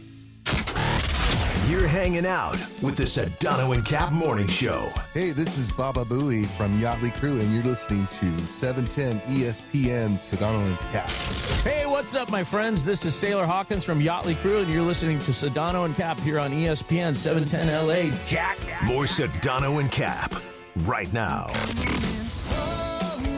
Yes, indeed. 8:19 in the morning. Yachtly Crew going to be performing tonight in the city of Cerritos at the Cerritos Center of Performing Arts. I'll be there. Stephanie will be there. Stephanie's mom, but no Cappy. Cappy's dogging us. He's headed back to South. Well, you've been in L.A. for a few days. You got to get home. I need to get back to the crib. You know what I'm saying? As we continue to effort Michelle Smallman, she might be blowing us off. I don't know. Really? She's a big yacht rock girl. She's told us before. Caller number 7 right now at 877-710-ESPN. Why don't you experience the nation's #1 yacht rock band? Yachtly Crew tonight in Cerritos. Doors open at 7:30 p.m. Caller number 7 right now at 877-710-ESPN. You win a pair of tickets. Take you and your loved one or your buddy and enjoy some Yachtly Crew tonight. Meanwhile, I hold up his sign, his beautiful picture. By the way, we got to get Jacob to a yacht rock concert. Oh, I bet you he would love it. Put that sailor hat on him. Oh, yeah. Him and his wife would have a great time. They would love Captain Jacob. Yeah. Oh, Captain Jacob. First mate. Let's talk about our friend Jacob Emrani. Hey, listen, if you're riding your bike this week, maybe commuting, maybe just getting outside before work, just be careful, okay? Please be careful. LA drivers can miss you in a second, and bicycle accidents can leave you banged up, even at low speeds, Cappy. Yeah, and if a driver hit you or clipped you or doored you or forced you down, you got to call Jacob Emrani. His team can help you understand what you can recover, the medical care, the lost time at work, all of it. So, George, it's a free consultation. It's a no-obligation case review. And you pay no fee unless they win. Don't let somebody talk you into taking a quick lowball offer just to make it go away. Call Jacob at 800-345-6789. That's 800-345-6789. Or go to calljacob.com. Call Jacob. And, Cappy, there's more this weekend, right? Yeah, don't miss the Call Jacob team at the Iron Goddess All-Star Showcase at the Pike Outlets. So this is happening Saturday. What is this again? I don't understand this. Wait a second. Is Jacob bringing out the hog again? Take a listen to this. The Iron Goddess All-Star Showcase at the Pike Outlets. It's Saturday and Sunday. It's April 18th and 19th. It's a weekend of cruisers, three-wheelers, sports bikes. So come on out and enjoy custom motorcycles, vendors, live music, and more. Jacob's bringing out that hog again. Sounds like it. Sounds like that's what he's doing. All right. Don't forget, man, this upcoming weekend, it's the Jacob and Ronnie team at the Iron Goddess All-Star Showcase at the Pike Outlets. Beautiful, man. We love Jacob and Ronnie. Meanwhile, 8:22 in the morning. So I mentioned it as we teased. The Los Angeles Rams have announced a new logo. Our Los Angeles Rams. We are your home of Rams football, ESPN LA. And if you are watching on YouTube at ESPN Los Angeles, the great Carlo Saisu in the back. And by the way, I think today maybe we'll do a little Carlo segment in the YouTube hour. Okay, Carlo is going to put up the new logo. The Rams have debuted a new logo. Now, when I got this call yesterday from Deshae, and he's like, hey, the Rams are going to drop this logo during morning drive. Hopefully you guys can give a little love. I said, does this mean I got to buy new stuff, man? And he said, no, you should be fine. Yeah. I don't want to buy. I bought a lot of stuff last year. Yeah. So as I'm looking at these new, and you know, I think what they do is they just sort of tinker with things. You know, they make improvements. They get better as the years go on, and the fans do want new merch. So I'm just kind of looking at it, and it's pretty subtle. But it is definitely, you can tell that some graphic artists and some people went to work on it. But it's pretty subtle. But, I mean, listen, I guess my point is that if you have merch from last year, you're going to be able to get away this year. But the Rams, as long as the Ram head is still there, because I've got a lot of Ram head stuff. They want you to go out and get some new merch. And you're a Rams fan, and you're excited because last year you were like this close to getting to the Super Bowl. And you feel like this year you're going to be right back in that same spot. Super Bowl opportunity. So you're going to need to get all this new stuff. This stuff looks pretty good. I like what I'm seeing. As long as we can still play this and dance to it, Jack. You want to ram it, huh? It looks nice. Let's ram it, Jack. Yeah. Go Morales. Yeah.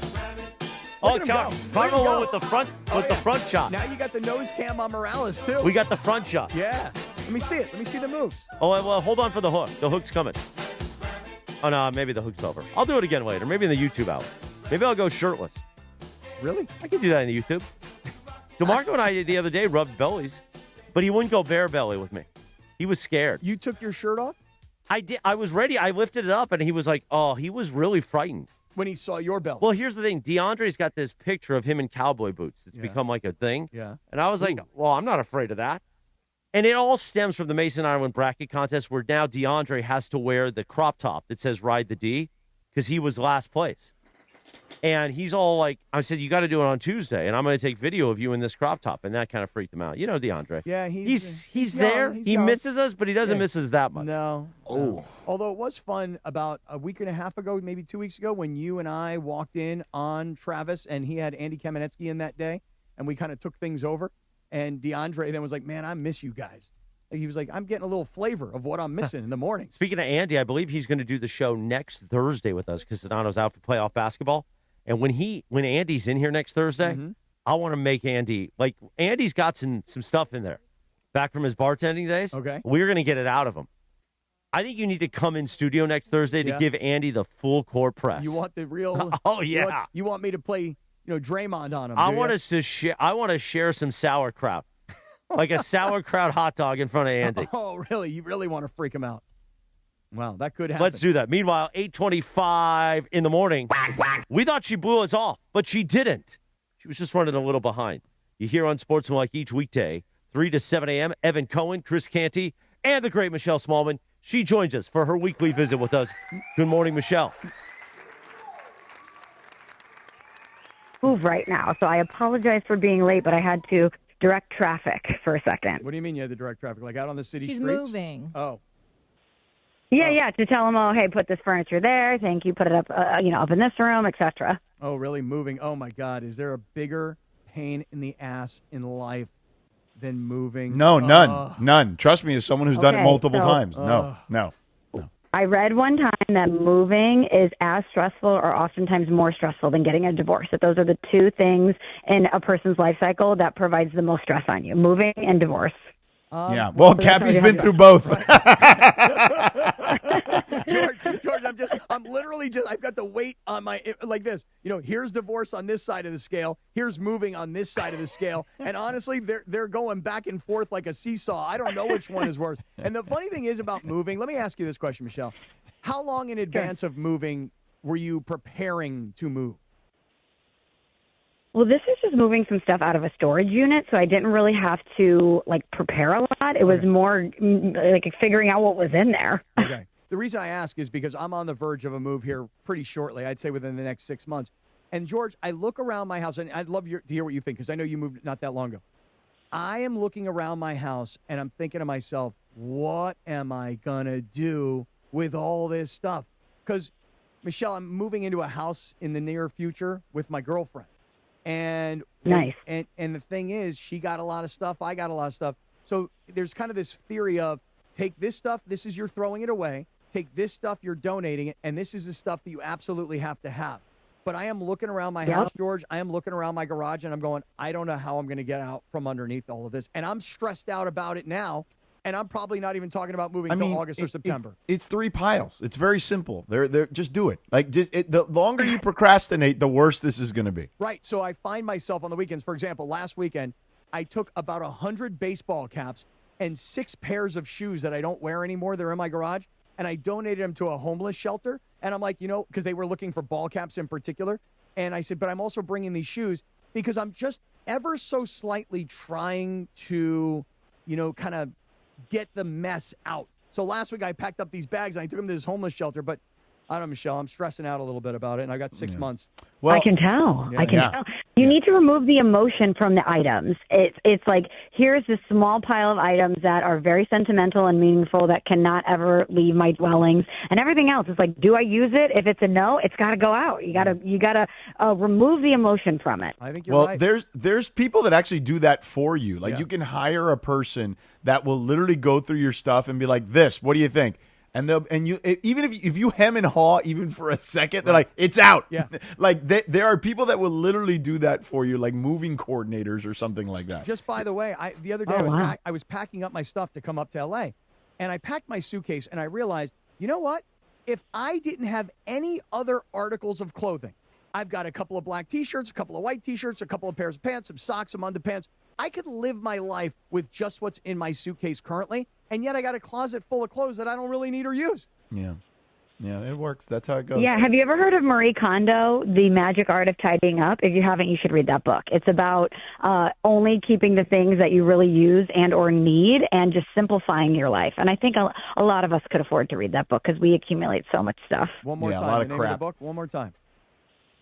What was it It called? is called The Magic Art of Tidying Up. It's by Marie Kondo. Okay. Yeah, tidying up, Cappy. Tidying up. Now, Smallman, you now we have the audio here, so we're going to lead into this. But you had an interaction with someone who's beloved here, obviously in L.A. and across the globe, really. Yes. But specifically here in L.A., Magic Johnson. So, do we have the audio, guys, that we can play? All right, let's take a listen.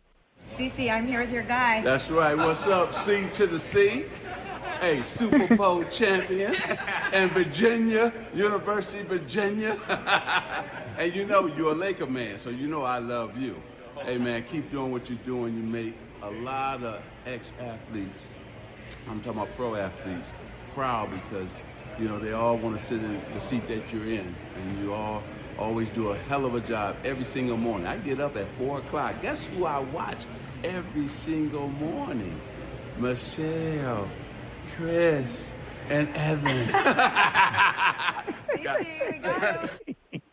There you go. Now, listen, let me start by this. I have a series of questions. So let me start with, where was that and how did that interaction come about?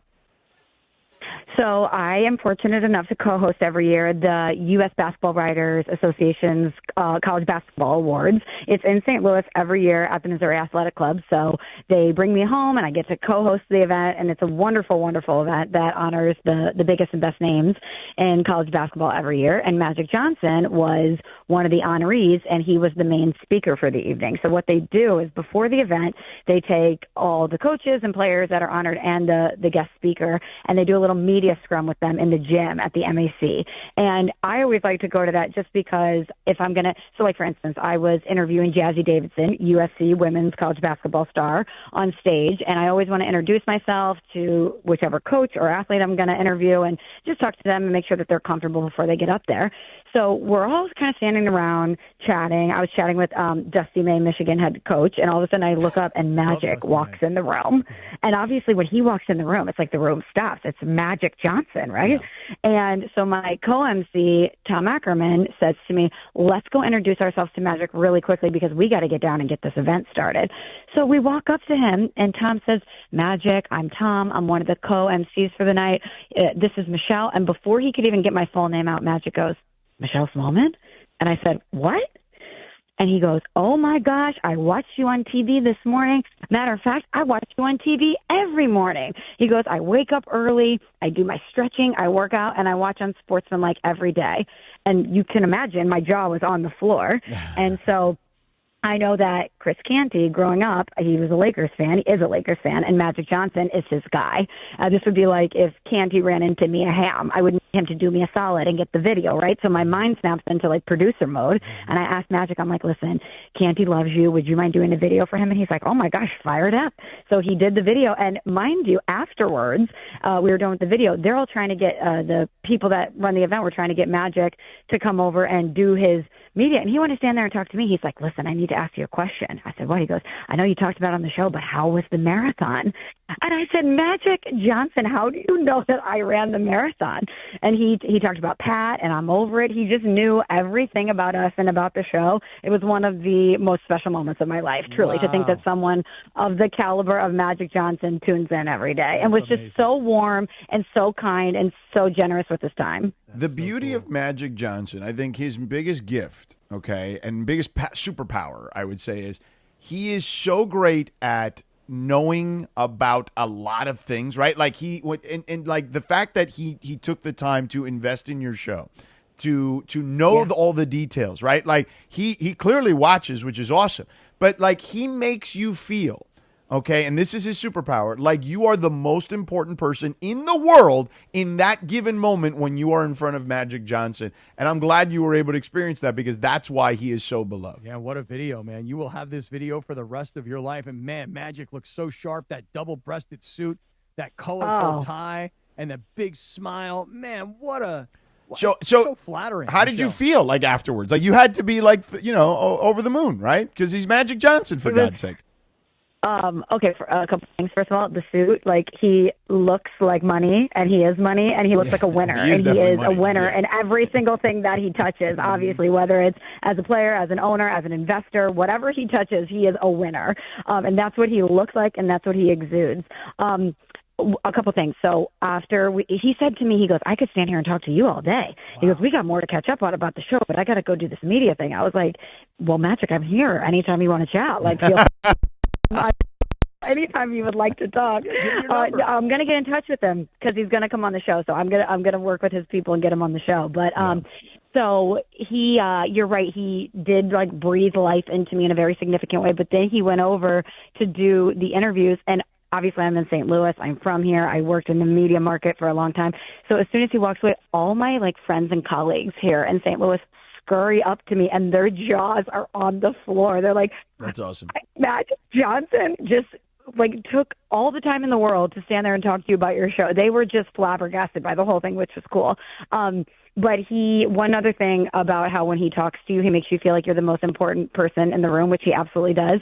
One thing that he really talks about that I think struck a lot of people is how his passion now is helping other people. He's like, I've been so blessed in my life that all I want to do now is bless other people, whether that's through scholarships or taking the time to mentor them or, funding businesses and things like that. He's like, all I want to do is bless other people. And that just really, really comes through when you actually get to spend a little bit of time with him. Wow, yeah, I mean, he definitely did that for Cappy, except I don't think he actually came up with those 8 field passes you wanted for the Commanders game that you asked him for. Right. George and I had Magic on a while ago, and we were talking about, the Commanders. And because he said, well, Cap, I'll get you field passes for the Dodgers. I was like, no, I got Dave Roberts. I'm kind of wired there. But the Commanders is where I could really use your help. And I got you, Cap.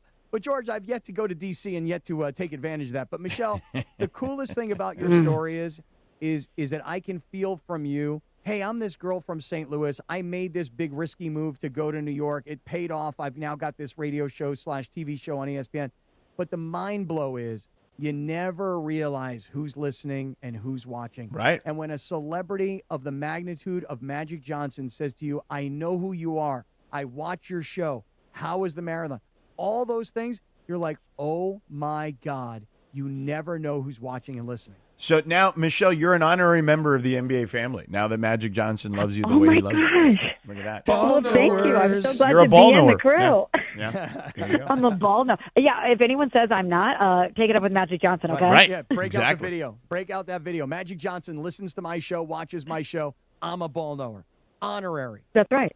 Yeah, don't you diss me. Magic loves me. Hello. Hey, real quick before we let you go, what was the big topic of the show today on Unsportsmanlike, and what do you think will carry over to mañana? Well, the big topic today was obviously the Warriors, Steph going off, and just Draymond's defense and how valuable he is. We talked a lot about Steve Kerr mentioning after the game that Draymond's the best defender that he's ever seen because, Steve Kerr's played with some pretty good players in his career. So to say that about Draymond was pretty profound, and he's definitely in the conversation. So we talked a lot about that. And then I think the thing that's going to carry over to tomorrow is probably some of the stuff that we talked about with Mel Kiper Jr., just some draft stuff about Tysonson being for sure the number 2 quarterback, about he actually mentioned some interesting stuff about the Eagles and Jalen Hurts because we obviously know about the article that was written about some of the tensions that existed in the building and with the A.J. Brown drama and his potential move looming. We talked about them taking a wide receiver or a tight end or shoring up that offensive line because Howie obviously loves to dabble in the trenches when it comes to the draft. But Mel was like, I'll be very interested to see if they take a quarterback this year. Go by, as he said, the Green Bay Packers blueprint, draft a quarterback when you want one, not when you need one. Because if they have any questions about Jalen Hurts, now might be the time to invest in somebody that could take over for him moving forward. So obviously, if that were to happen a week from today, that would be a pretty juicy topic. Wow. Could you imagine that, George? Think about when Aaron Rodgers, when they drafted Jordan Love in Green Bay and how upset Aaron Rodgers was about that. Or think about when Kirk Cousins was in Atlanta as a free agent and they drafted Michael Penix and how upset he was about that. You think that the chemistry is off with the Philadelphia Eagles now? Oh, my God. Just wait until they spend a high-round draft choice on a quarterback heir apparent. Oh, my God, with that that would make that locker room very juicy and dramatic. Right, and we all know that fans in Philadelphia and the media always react, very rational, and there's never any overreaction. To anything. Yeah, they're chill, right? Yeah. Of course they are. They're so chill. Right. Yeah. Listen, the draft's a week away. It's crazy. It's crazy. It's we got to get into it. I'm kind of jonesing out. Like I'm a little, like just a little bit of FOMO right now that I'm not going to go back to Pittsburgh for the first time ever for a city like Pittsburgh to host the draft. And let me tell you guys something right now. Michelle, are you guys going to be on site? Oh, we will be in Pittsburgh. Oh, okay. That's awesome. Because listen, here's the thing about Pittsburgh. It's an amazing city. Michelle, have you ever been? Do you know Pittsburgh at all? I have never been, and I'm really excited because I'm actually staying through the weekend because the Cardinals are coming to town on Monday. So my dad's going to fly. I'm flying my dad in, and the number one ballpark that he's never been to that's on his list is PNC. So I'm taking my dad to PNC to see Cardinals Pirates. I cannot wait to see what happens in Pittsburgh. I read the local newspaper there every day, and they are trying to prepare because you got to understand something. Pittsburgh's got the stadium, and Pittsburgh has the restaurants, and maybe they have enough hotel rooms to accommodate. I'm not really positive about that. It's not exactly a city that would be prepared for the Super Bowl, like an L.A. or a Phoenix or a Miami or a New Orleans. Sure. So, and they do have a beautiful convention center, and you're going to love the whole complex between the football stadium and the baseball stadium and where they're going to have the draft. But I think that the people of Pittsburgh are very worried that an event of this size is coming to this town, and the freeways and the highways that were built in the 60s may just not be able to handle everybody there. So for me, I'm really excited. Yeah. Go ahead. You're really excited. Finish up because I'm really excited to see how the city of Pittsburgh actually handles hosting an event of this magnitude. More importantly, you got to give Michelle's flying her dad in. That's okay, cool. You got to give her spots to like go and see and visit and eat at and things like that, right? Like you got to give her the restaurant, whether the casual stuff, the nicer stuff. You got to give her all the down low on. I'm going to tell you this right now. I need all the recs. I'm going to send you a message, but I'm going to just put a couple of things in your head here right now. First things first. Okay. You got to go Primanti Brothers. You and your dad got to go to the Strip District. Okay, there's a restaurant there that's very, very famous for breakfast. It's called Pamela's. Okay, and everybody who's ever come through Pittsburgh, whether it's Oprah Winfrey or Barack Obama, everybody stops at Pamela's for breakfast. They've got a few around town, but you want to go to the one in the Strip because it's right down from the ballpark. And another thing, as George points out, yins are gonna have to go down and pan some permanis in that. Now, do you know what permanis is? Yes, I've heard about this. It's the sandwich shop. It is like an absolute must when we're there. So you're going to have the sandwich, whatever it is. Let's say you're going to have like corned beef, for example. Then they're going to throw on top of it their coleslaw. Then the fries go on the sandwich. Then they slice that thing right in front of you and they give it to you. You're going to love, and they serve it to you on like a piece of paper. But it's a Pittsburgh legendary spot. But I'm going to send you a whole bunch of stuff because yins are going to have to go up to the top of Mount Washington and that, and then yins are going to have to pound down an iron. Do you know what that means? Pound and iron? No, I have no idea. Pound and iron? That's a beer. No, what is that? Iron City beer. Right. Iron. Right. And so Iron City beer or Icy Light. They call it Icy Light. Yins are going to have to pound an iron. So I would start using the word yins. That's the first number one thing. Yeah, yins. Start every sentence with yins. It just means like you guys, right? Like you got to do this, like yins. Yeah, yins are going to go down over to the draft and that. And you're going to hear a very, very funky sort of dialect coming from that part of the country. Yins is like y'all for Southerners, right? Yeah, right. Yins. Yeah, it is like y'all. That's a good way to describe it, Lindsay. Yes. You could say to the people, I love that. When yins are done with the draft and that, yins are going to red up the town, and then that's what red up means. Like you're going to clean things up, Yeah. So and then every word is like pan or dan. Like you gotta. It's a strange. It's a weird thing because it's sort of like caught between. Like, think about, like, Philadelphia, New York is the East Coast, and Pittsburgh is Western PA, and, like, West Virginia and Ohio are kind of right there. Yeah, it's more rurally, I would say, even though it's a city, right? It's kind of got a weird, like, East Coast / Midwest / Southern twang to everything they say. Yeah. So you're going to love it. You're going to have a great time. When you see Steelers fans, make sure you yell to them. Yeah, and they love that. And the Steelers are not the Steelers in Pittsburgh. They're Stillers. Stillers. Yeah. Stillers. Okay, this is good to know. This is all great intel, guys. Do you know this song? Like, we got to play the song for Michelle so she knows she's going to Pittsburgh. The Steelers are hosting the draft. Play the song for her so she knows. Okay, here's the song. Here we go, Steelers. Here we go. Polka-esque with some bass. I'm bobbing my head, that's for sure. Steelers, here we go. Pittsburgh's gone to Super Bowl. Here we go. Cheer the Steelers, black and the gold. Here we go. This town of Pittsburgh's heart and soul. Here we go. The Steeler Nation has the best fans. We are from Pittsburgh, the 6-time Super Bowl champs. Here we go. All right, she gets it now. So you get the feel for the town now. You get the feel for the dialect. When the Steelers were in the playoffs or making their run. George, the Stillers. Stillers, sorry. We all would have some fun with that song throughout the season. So now you can understand the vibe with the Stillers. And Michelle, I love it. And you got to go visit my alma mater, the University of Pittsburgh. Pitt, the campus has a building that's a very famous building. It's called the Cathedral of Learning. It's the tallest building in the city. And it's where it's kind of the centerpiece. Cappy of the didn't school. learn much there. Well, I mean, I was in the building. I didn't necessarily go to the classes there. There were good restaurants down in the basement, and that's where the girls hung out. So that's where I was. But nonetheless, there you go. It's a great campus. You should check it out. I will. Thank you. Send me all the recs, and I will be sure to check them all out. Okay, you got it. You got it. All right, have All fun right, with your thanks, pops. guys. Yins are the best. Yins are the best. Oh, thank you. Yins are going to have a great time down there. All right, Smallman. Bye, guys. Thank you. See ya. See ya. Oh, George, I know the draft is coming, right? I mean, it's like not that far Well, away. we can get into it a little bit during the YouTube hour if you'd like. I've been watching a bunch of the, Mel Kiper mock drafts, and then recently the Daniel Jeremiah mock drafts, and so I'm kind of paying attention to it, and just all these kids that are stars from Ohio Yins are State. paying attention? Yins are going to go down, and all those Ohio State Buckeyes are going to come over here now. Oh, I know. Lindsay's going to lose half her squad, basically. Yeah, we'll be all right. We'll be all right. I'm not worried about it. Oh, look at that. Yins OH. are not worried. OH, Hey, coming up next, Marcus Smart. I mean, he's stepping up in a big way, all right, in regards to all the people picking the Rockets. He's taking some shots, okay? And he's also talking about how his team has to have a certain mindset, Cappy. All right, we'll listen to Marcus Smart. We'll relay the quotes from Marcus Smart momentarily. We can keep it here for like 5 more minutes. Oh, we can? Yeah, Then we're we can till just do 50. that. Okay, let's do that. Also, the DeAndre Ayton thing is pretty good, I thought.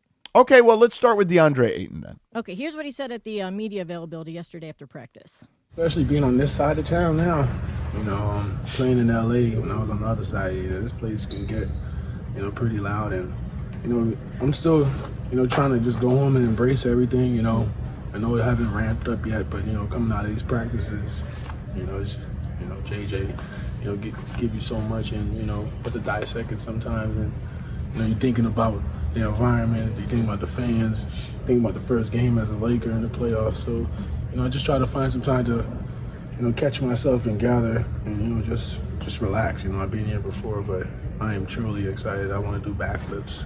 I'm in the purple and gold, and I just want to really just play hard as hell and contribute to win. You got to get that one little. I am truly excited. I want to do backflips. Oh, you already beat me to the punch. Really excited. I am truly excited. I want to do backflips. He sounds excited. He sounds So pumped. excited. Well, This is gonna be litty. It is going to be litty. Let me ask you guys a question. Let's just say Austin Reaves and Luka Doncic do not come back. And by the way, if they do, how deep into the series would they come back? And Wait, we have breaking news. Wait a second. Breaking news. The NBA is smoke has come out of the Vatican. Lakers, Luka Doncic, and Pistons, Cade Cunningham, eligible for 2025-26 NBA awards. They win in their battle to get a waiver. Okay. All right. So there you have it. Well, I like what you said. The smoke has come out of the Vatican. Like a new pope has just been found. Habemos papam. No, Yes. but in this particular case, what are we looking at here? Man, now the Cade Cunningham thing, I'm happy for him, but man, this puts everybody in a really tough spot with him and Jaylen Brown. Holy moly. When are these votes due? Well, they haven't sent out the ballots yet because they were waiting on this thing. Oh, okay. So now you've got yourself a conflict, do you? Well, it's tough. It is tough. Like, I don't know. Well, can you lay it out? Who are what's you that? going to vote for, George? Well, I don't know yet. Like, I Well, would so love first for you to team lay is it out. the first four are easy. Okay, go ahead. Let's hear it. Wemby. The first four are easy. It's Shea, Wemby, Joker, Luka. Okay. That's easy. Okay. Okay. But then who's the fifth spot? Is it Cade Cunningham or is it Jaylen Brown? Like Jaylen Brown, like carried this Boston team without Jason Tatum all season long. But Cade Cunningham took a team that was, pretty good last year to a completely different level to the 1 seed this year in the Eastern Conference. Right. Like that's not they are both clearly the guys in this season on those teams on the 1st and 2nd seed in the Eastern Conference. That is a very difficult decision to have to make. Yeah. I am not sitting here right now like looking at their stat lines, side by side, and maybe I shouldn't even look at the numbers side by side because, again, look, Jaylen Brown had an amazing year, and you're right. He did carry the Boston Celtics until Jason Tatum got back, and I'm not saying that Jason Tatum then took over and started carrying them. I'm just saying that getting Jason Tatum back, you're talking about getting a monster superstar back in incredible amounts of time. Like, I mean, for him to have an Achilles injury and come back that quickly and then be that effective, you're saying, okay, that's a great story. On the other hand, Cade Cunningham, George, I want to say it was like 2 years ago, the Detroit Pistons were like one of the worst teams in the entire NBA. Oh, yeah, several years ago. It Right. wasn't even that long ago. Right. Yeah, it was 2 seasons prior to this one, Yeah. yes. So my point is, so you look at a guy like Cade Cunningham, again, your point, look, Boston was already good. Boston had already, this was a championship. There's a couple of guys there that are championship caliber players, and a couple of their former championship players have now gone on to other places. But I kind of think I would go with Cade Cunningham here. I really don't know. I'm going to have to really, it's been very rare that I would ever think about having to do a deep dive on like first team, but that is a tough decision. So I'm going to have to send Sig a note and be like, all right, break it down for me, Sig. What are we doing here? You could just have Claude do it for you, but if you need No, Sig not to do Claude. It, I trust Sig. You trust Sig. You don't trust. No Claude. offense to Claude. I did buy the Claude subscription though. You did, and have you been using it? I haven't used it yet, but No, I you're gonna just like it. But I'm going to trust our guys at Sig. You know what I mean? Schwartz Center over there in the LA building. They're definitely way more reliable. I would agree with that. By the way, listen, as much as I love Claude nowadays, and as much as I'm using Claude to do certain things, when I ask it for information or when I ask it, hey, can you do this for me? When I read the information, I'm like, I better make sure. And then sometimes I'll catch something. I'll go, hey, no. The Lakers didn't just play the Mavericks. They had just played, I'm making it up, the Warriors. Yeah, they make And a then- lot of mistakes. And then they come back and they go, oh, good catch. And I'm like, yeah, well, good thing I read it. Well, you know why? It's because the number one most sourced website for Claude and for all the AI right now is Reddit. So it could be like that's where it's going first. Really? Yes. Claude goes to Reddit? There's a whole story behind it as far as like Google changing their algorithm and search results and stuff like that. But to get around that, Cappy, You think they go to the Mason and Ireland Reddit? probably for some things. To get around it, you have to write like don't fabricate anything and check the most recent stats and data from like ESPN.com or wherever you want to go from. So that way double checks it. Checking the most recent stats is good advice to give to Claude because a lot of times these AI tools will actually give you information that's not the most recent. Right. It could be from like a year ago. Right. You know? Like one time I was trying to use it for something here, and it told me something about Darvin Ham, like, as the coach. And I was just like, no. And Anthony Davis, too. And I'm like, no. Wrong year. No. Do you guys like that long stretch Yeah, there? it was nice. We had a lot of time with Michelle Smallman. which turned out to be Uninterrupted. great. No Berge, no Morales. So Cappy, do you want to hear my? You know what? I will give you Don't hold me to any of these picks, but I will give you my thoughts on where I lie on all these picks. Plus, I do want to get into the draft, and I want to get into Marcus Smart's comments as well. Well, we're not going anywhere. You're just going to talk for 60 seconds. Right, but I'm 8:52. just saying. I'm teasing this for the YouTube hour. What is wrong with you? Why can't we tease anything? Like are you anti-tease all of a sudden? Well, I'm trying to get through a lot of things, guys. I get it, but we Plus, got to tease. We got to keep people listening. Jack, Berge is scheduled at 10 o'clock with Cappy, so we got a lot of stuff on our agenda We got here. a big meeting today. Don't be a city water sleazeball. If you are, you know what you got to do? You got to call our friends at LifeSource, 800-WATER-99, or visit LifeSourceWater.com. Here in Los Angeles, our water is filled with chemicals and chlorine. That's exactly why you hear Ireland and I talk about it, a LifeSource whole house water system. LifeSource cleans and conditions water from every tap, so you're getting healthier water throughout your entire home. The best part, it's easy. No salt, no regular maintenance, no more harsh, skin-irritating, disgusting, scumbag city water. This is one of those upgrades. You get a new flooring, new turf from Hernandez. We love it too. But you got to get your water right. 800-WATER-99, LifeSourceWater.com. When you call, tell them, hey, it's the month of April, sucker, and I want that ESPN LA special. You're going to get $500 off, plus free installation for new customers, but you have to ask for it by name. The ESPN LA special. Ireland, big forehead Ireland and me are talking about it. Life Source Water, 800-WATER-99, lifesourcewater.com. It's not just better. It's essential. Offer ends April 30th. Warranty limitations apply. Do not be a City Water sleazeball, or as I like to say, Cappy, a City Water skivosa. Which I don't know what that means necessarily, but I like the word. I'm going to start using it. Skivoso. Yeah, skivoso. Skivoso. Yeah, just skivoso. It sounds good. I just don't know exactly what it means. By the way, all this mess is part of the Morning Wood, brought to you by Hernandez Wholesale Flooring. If you're in the market for new flooring, shop at Hernandez Wholesale Flooring, where every day is a deal, no gimmicks. Call 866-62-FLOOR or go to HernandezWholesaleFlooring.net. No sale beats wholesale. If you really want to make your house nice, get Life Source Water and call Hernandez Wholesale Flooring. Was two great pieces of advice wrapped up in one comment. And guess what? What? Steven Hernandez will come over there. Yeah. If you got a giant hand in your house, he'll Right. sit on it. Why? In his little Dodgers jersey. Oh, yeah? Yeah. Really? And Carlos will drink half your bar. Really? Is that what happens when the Hernandez brothers show up? Is that Dude, what we happens? should do that for summer. You win a house party with the Hernandez whole. Oh, we'll my bring God. flooring. Carlos will hit your bar. Steven will sit on your giant sculpture. Whatever you want. Well, And look- Cappy will go splash around in the pool. Yeah, let's do that. Let's go to your house and do that. I mean, we can listen. By the way- the Italian Stallion just laid down that new hardwood. He did. Let's go enjoy that. Maybe Why we'll all not? get on your Peloton treadmill. You know, Carlos can go out in the back to the tiki bar and take it down. Carlos will like the bar we got. Yeah, and then Exactly. We'll get it set up for everybody. and There then you me go. and Steven will do cannonballs into the pool. Cannonballs! Hey, we got 12 feet in the deep end. Really? That's one of those 12 old school 12-footers. Oh wow, wow. Man, we're having fun in frivolity, aren't we? It's a Thursday edition. A Cannonball Thursday. Bam! On the Sedano and Kap Morning Show, the YouTube hour's next. Rich Eisen Show begins terrestrially at the top of the hour. If you're with us on YouTube, stay right there. Even you sleazeballs, stay right there. We love you too. And if you're listening on the app, stay right there. Cappy's got a 10 o'clock meeting with Bergie, so he's sitting on one cheek right now. Gotta go. It's okay, though. Everything's going to be fine. It's all fine, man. It's all fine. And I realize we have 50 more seconds, so let's keep talking. 5-0? 5-0. 56-50 is our out. Hey, George. Oh, look at that. George, I know you want to talk about this Cade Cunningham situation, okay? And I want to Marcus talk Smart. and Marcus Smart as well. I also want to talk about this may have gone unnoticed last night in the Dodger game, but the Dodgers brought back a pitcher last night that has not been on the mound for 2 years following Tommy John surgery. And Bergie and I were talking about it this morning. He says he's expected to be a big part of the bullpen. But again, this could have gone under the radar. Want to talk about that as well. Dr. Clapper is next, and we'll do more Bergie. We got the Lindsay segment. We got fun and frivolity and the Carlo segment. That nasty Carlo. He's going to be in there in just moments.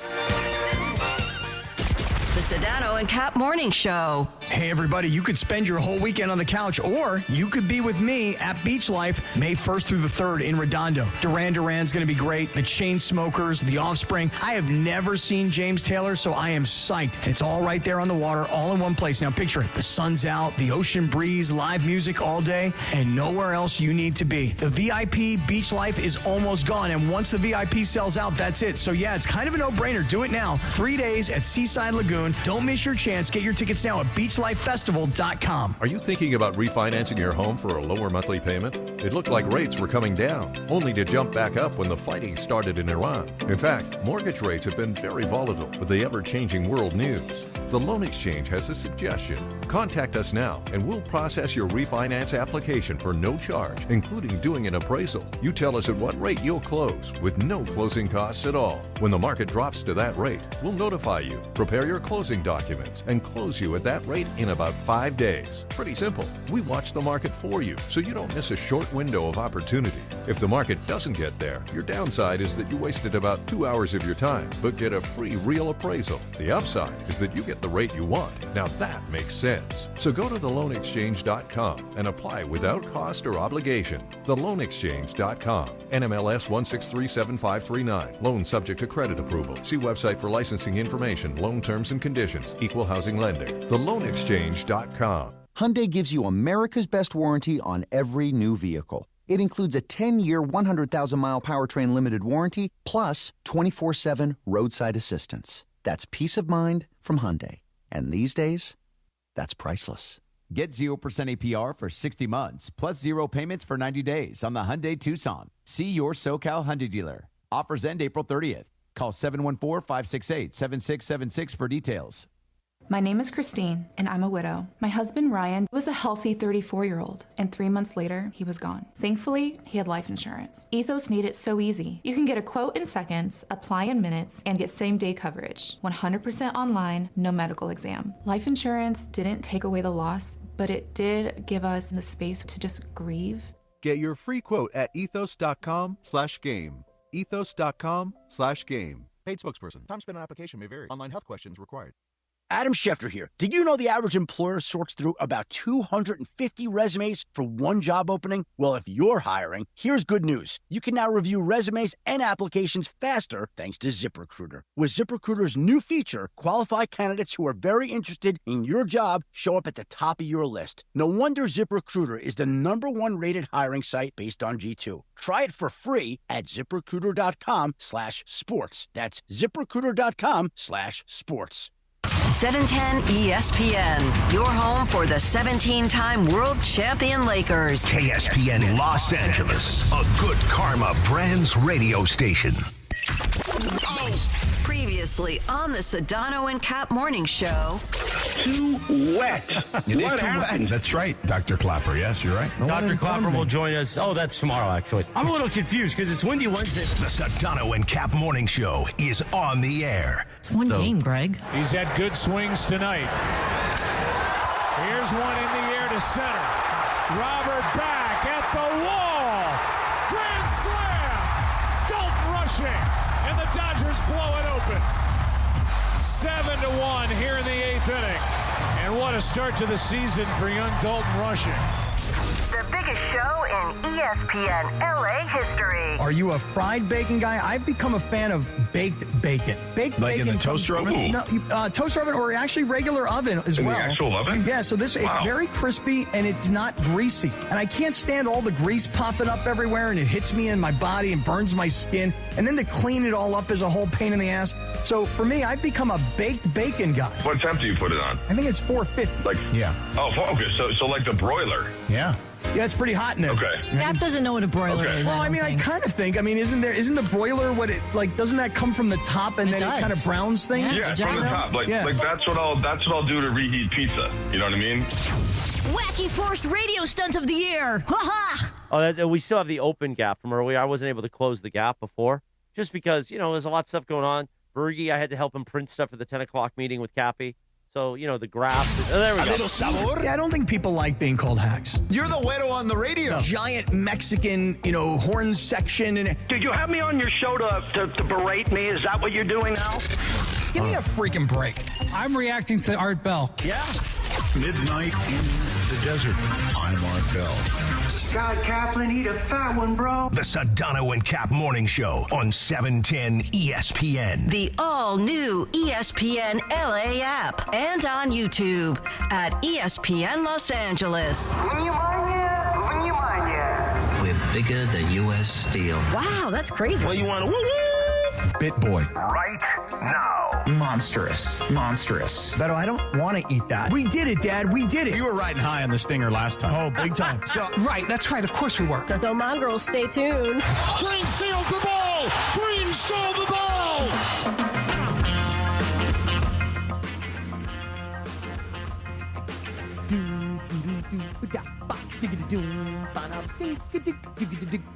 .902 and 45 seconds. Good morning. The Sedano and Kap Morning Show is on this 16th of April, 2026. The 9 o'clock hour, the YouTube hour on the app at ESPN Los Angeles. What's going on back there? I can see Bergie's bing-bong-ba-binging. Oh, he is? Yeah. Always for him. Listen, I'd watch this kid bada bing anytime if he wanted to. Oh, really? Bada bing, bada boom, eh? Stunad. Dr. Clapper from Cedar Sinai going to join us in a few moments. How about those Clippers? We'd like to thank the Los Angeles Clippers of Inglewood for participating in yet another just great season. Pick up your commemorative T-shirts at the door.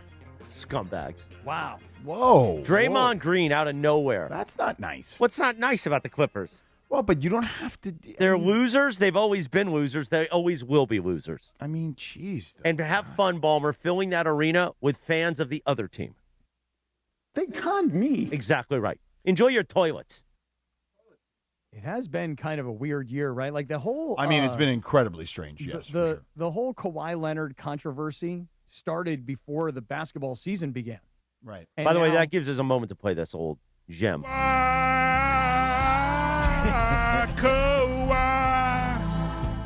you heard from LZ this week, Cappy? Me? No, I haven't heard from LZ. Oh, okay. Yeah, we don't talk that much. Okay. Did you guys hear what Kawhi said when he did Ramona... text me? He said Lakers in 6, and I'm like, come on, man. No, I'm with him. Lakers in 7. I'm with him. Hope and fear, baby. Yeah, I'm gonna pick the Lakers. I am. LZ also would have been thought by Michael Thompson as not a 7-10 guy. Oh, really? Just like you. Well, I guess, is Michael Thompson right or wrong? No, not Michael. That's not Lakers Michael. Mike Thompson. Oh, Mike Thompson. Yes. Okay, gotcha. Great programmer. Taught me a lot of what I know. Oh, really? Yeah. You would not be okay with what I've done here. Taught me a lot of what I know that I didn't use. Yeah, I mean, weird is. I mean, think about it. Okay, to your point, the Kawhi thing, right? We had Pablo Torre on that morning. I remember people like that day, like of course the minions in the group chat or in the YouTube chat. What are we talking about this for so long? And I'm like, yo, this is going to be the biggest story in the league this year. Like, are you guys out of your freaking mind?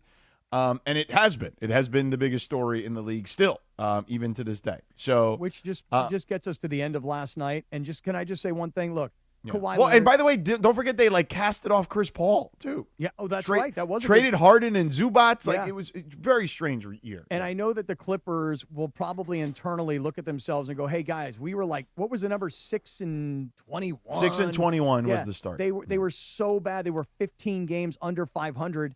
And they finished the season, I want to say 42-39. They're only the second team in the history of the sport to be double-digit games under 500 and come back to be 500 or better. Yep, 42-40 was at the end of the regular season. But last night when they lost to the Warriors, remember, the Warriors are a team that was probably 7 or 8 games under 500.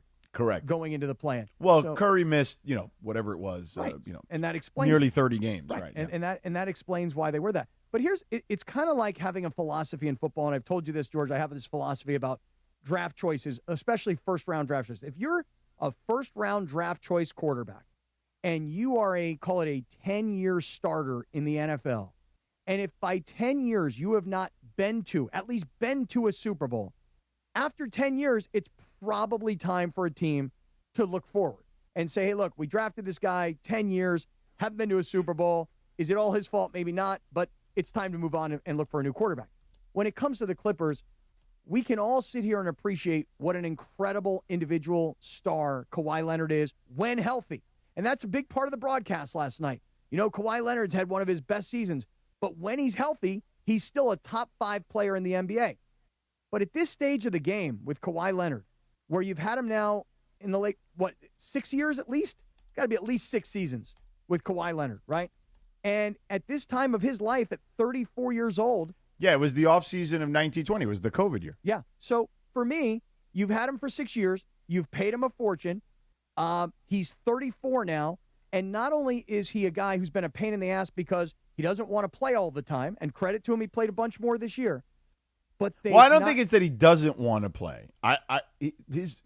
Ramona Shelburne reported this back when he was in San Antonio. The guy's got a degenerative issue in his leg. That's part of it. I don't think it's necessarily he doesn't want to play. Fair enough. I mean, look, sometimes it's injury. And I don't know, maybe it's just a perception. There are certain times where not. But here's the bottom line. Time to move on from Kawhi if you're thinking about your long-term future. That's my advice for Steve Ballmer. So Cappy and I have been signaling each other a lot. And I put this iPad in front here. Mm-hmm. So when you guys are at home, like Sedano, even if I'm not on screen, can you still see me off screen signaling or no? I don't understand. Well, your iPad thing is off, it says. Oh, me, I have your iPad thing on. So I'm looking at you on your iPad. But you can see me even when I'm not on the main shot, right? Correct. You see me on the right. Yeah, but on mine it shows you're off, like that it's the camera's off. But I don't see George. I don't see George. So, and mine. I don't see George when he's not on screen. Neither do I. But I used to see all the boxes. It doesn't matter. Anyway, 9:08. You know what does matter? Is that the one and only Dr. Robert Clapper is ready to join us. You hear the Weekend Warrior Show. Saturday mornings at 7 a.m., presented by Cedar Sinai. Yeah. Can I finish one thing, though, before Sure. To Cappy's point about Kawhi. He's under contract for one more season, Cappy, and a lot will be determined based off the investigation with the NBA and this aspiration thing. And, there is precedent of voiding his contract. We've seen that in the past in the NBA in situations like this. So that would make him a free agent in that scenario. So I'd be curious to see how all that plays out if the precedent holds. But I just wanted to make sure we finish that, put a bow on it, because Chris likes to jump in before we actually finish our commentary. Yeah, I do, because we have a lot of stuff to move along. I understand, but let us finish so why our don't you thoughts. Signal or Those text? are basic things that should happen in a broadcast. That's great. So thank yes, you. please educate me on how to do a broadcast. Yeah, I should. It. Yes, clearly do. you don't know. Please do. Now, Dr. Clapper, it is wonderful to have you, sir. A gentleman, a scholar, someone who understands the communicating and letting people finish their thoughts. We love to have you, sir, because your thoughts are always making us more intelligent by the day. So thank you, sir, for joining us. George, I want to ask you a question. I've been hearing that a team that might be interested in Kawhi, if in fact he ends up missing out with the Clippers, is the Golden State Warriors. Now that would be interesting. Because they were in the Giannis chase, that's for sure. Now they don't have the salary cap space in that scenario. So, again, a lot of it will have to be determined on how the league rules on this. If they void Kawhi's contract, that kind of creates an interesting dilemma because I don't think that many teams have cap space necessarily. But if they really hammer the Clippers, which I think there are plenty of people that think they will, maybe they have to rebuild because if they lose a bunch of draft picks, I could see Kawhi being like, hey, man, just get me out of here, and then they could trade him, and then a team like the Warriors could potentially swoop in. That is a good point. And I feel like Tim McMahon may have said something about this earlier this morning when he was saying, that somebody, I think we were saying, is this the end for Kawhi? And he had a comment like, the team that beat him last night might be interested in him. So, Doc, it's out there a little bit. Yeah, that's why I'm mentioning it. Because let me tell you, as an orthopedic surgeon, with, as you say, George, his injury history, that whole quadriceps injury in San Antonio, his trainers versus the team trainers in the big fight. Let me tell you something. He looked spectacular last night. You needed Draymond Green at his best, and all four of those defenders to lock him up, and they still came close to winning the game. The Clippers. He's not done yet. I think he's going to come back. And he could end up at Golden State, which would be very interesting. Yeah, but you know what, though, Doc? It's true. Like Draymond Green, George and I were talking about this earlier. I don't know if you saw the point where he twisted or tweaked his knee. I thought he was done at that point, but he came back off the bench and made two spectacular defensive plays. And the fact of the matter is, Kawhi Leonard had scored 19 points through the first three quarters, and he didn't score 1 point in the fourth quarter until there was probably about under 30 seconds to go. And frankly, it was not a very important basket, because at this time, Golden State had made this massive comeback. They'd gone on a 12-2 run. They took the lead. Steph hit that dagger. And Kawhi Leonard, as good as he was throughout the first three quarters of that game, he got shut down in the fourth. Correct. Agree. I mean, look out. Golden State, Steph Curry, it's just wonderful. Maybe he went to Spain and didn't tell us. We don't know. Well, hey, Doc, let's ask you about Austin Reaves, right? We've talked to you about Luka a lot. Oblique injury. I saw him shooting free throws at practice the other day, but not really doing – we didn't see him on camera at least doing any work. I'm sure he's doing some level of work behind the scenes. But I thought it was interesting the Lakers allowed cameras to show him shooting free throws. What do you make of his oblique strain? The original report – 4 to 6 weeks, I believe, is what I recall. Yeah, that's right. It was listed as 4 to 6 weeks, at least reported that way. What I make of it is this. This is the miracle and the privilege I get of, working on the body. Mookie Betts did not complain of rib cage pain where your oblique muscles are, and he ultimately had the diagnosis, just like Austin Reaves, of an oblique strain. Mookie Betts complained of back tightness. That led to an MRI and led to the diagnosis. It ain't your back, it's your oblique that's torn, okay? The same thing is true. You now can watch him make these free throws, and the reality is if he's feeling good, the biggest worry I have is overloading other areas and having a recurrence. That is less likely to happen in an oblique strain than it is in a hamstring, for example. So if who's going to come back first, be as good as new, is going to be Austin Reaves, in my opinion, before it's Luka. Well, the injury that Austin Reaves sustained, it happened on Thursday, April 2nd. So here we are today. We are literally 2 weeks from that injury. And if we were projecting, because we're looking into the future here and we're looking at the series and when the Lakers are going to play the Rockets, what do we think? I mean, I actually believe he can be back, but should we be thinking, or should we be overly optimistic, game 2, game 3, or should we be looking more at like the end of this thing, like if it gets past 5, maybe he's 6'7"? 6'7". I think that's smart. I think it would be wonderful if Superman LeBron James could split the first 2 games with Houston. That's all we want is a split. And by the 3rd, 4th game, if in fact he's feeling comfortable, I'm not worried about him having a ricochet injury or an aggravation of the injury. I would expect to see Austin Reaves back. Luka, I'm not so sure about, but I would expect to see Austin Reaves back for the first round. All right, George, Friday, April 24th is game 3. Sunday, April 26th is game 4. So, Doc, just looking at those 2 games, you'd be looking at 22 days of recovery or 24 days of recovery. Yeah, I think that's right. If he feels okay. Again, Scott, there's no test that's going to be valuable to say green light. It's going to be on how he feels. And because it's a thinner muscle, a more superficial muscle, it's not buried deep in the body, you literally can feel through the skin. I can feel your oblique muscle. That's how subcutaneous it is, which means we can treat it well. We can't enhance the healing. That's the problem. That's why he's schlepping to Spain, because we can't glue muscle back together again. But I would be more optimistic that is an accurate timeline. Well, that is the word you just used, optimistic. Okay, so look, as George pointed out, we've spent a lot of time talking about Luka, the traveling to Spain, whatever sort of therapy he can get there that he can't get here. Again, it's April 2nd. It's the same day. So could 22 days or 24 days be even remotely realistic for Luka to possibly return in this series? Well, here's the thing. It will be so celebrated to see him in uniform and to come out on the court and say, I feel fine. I have no doubt.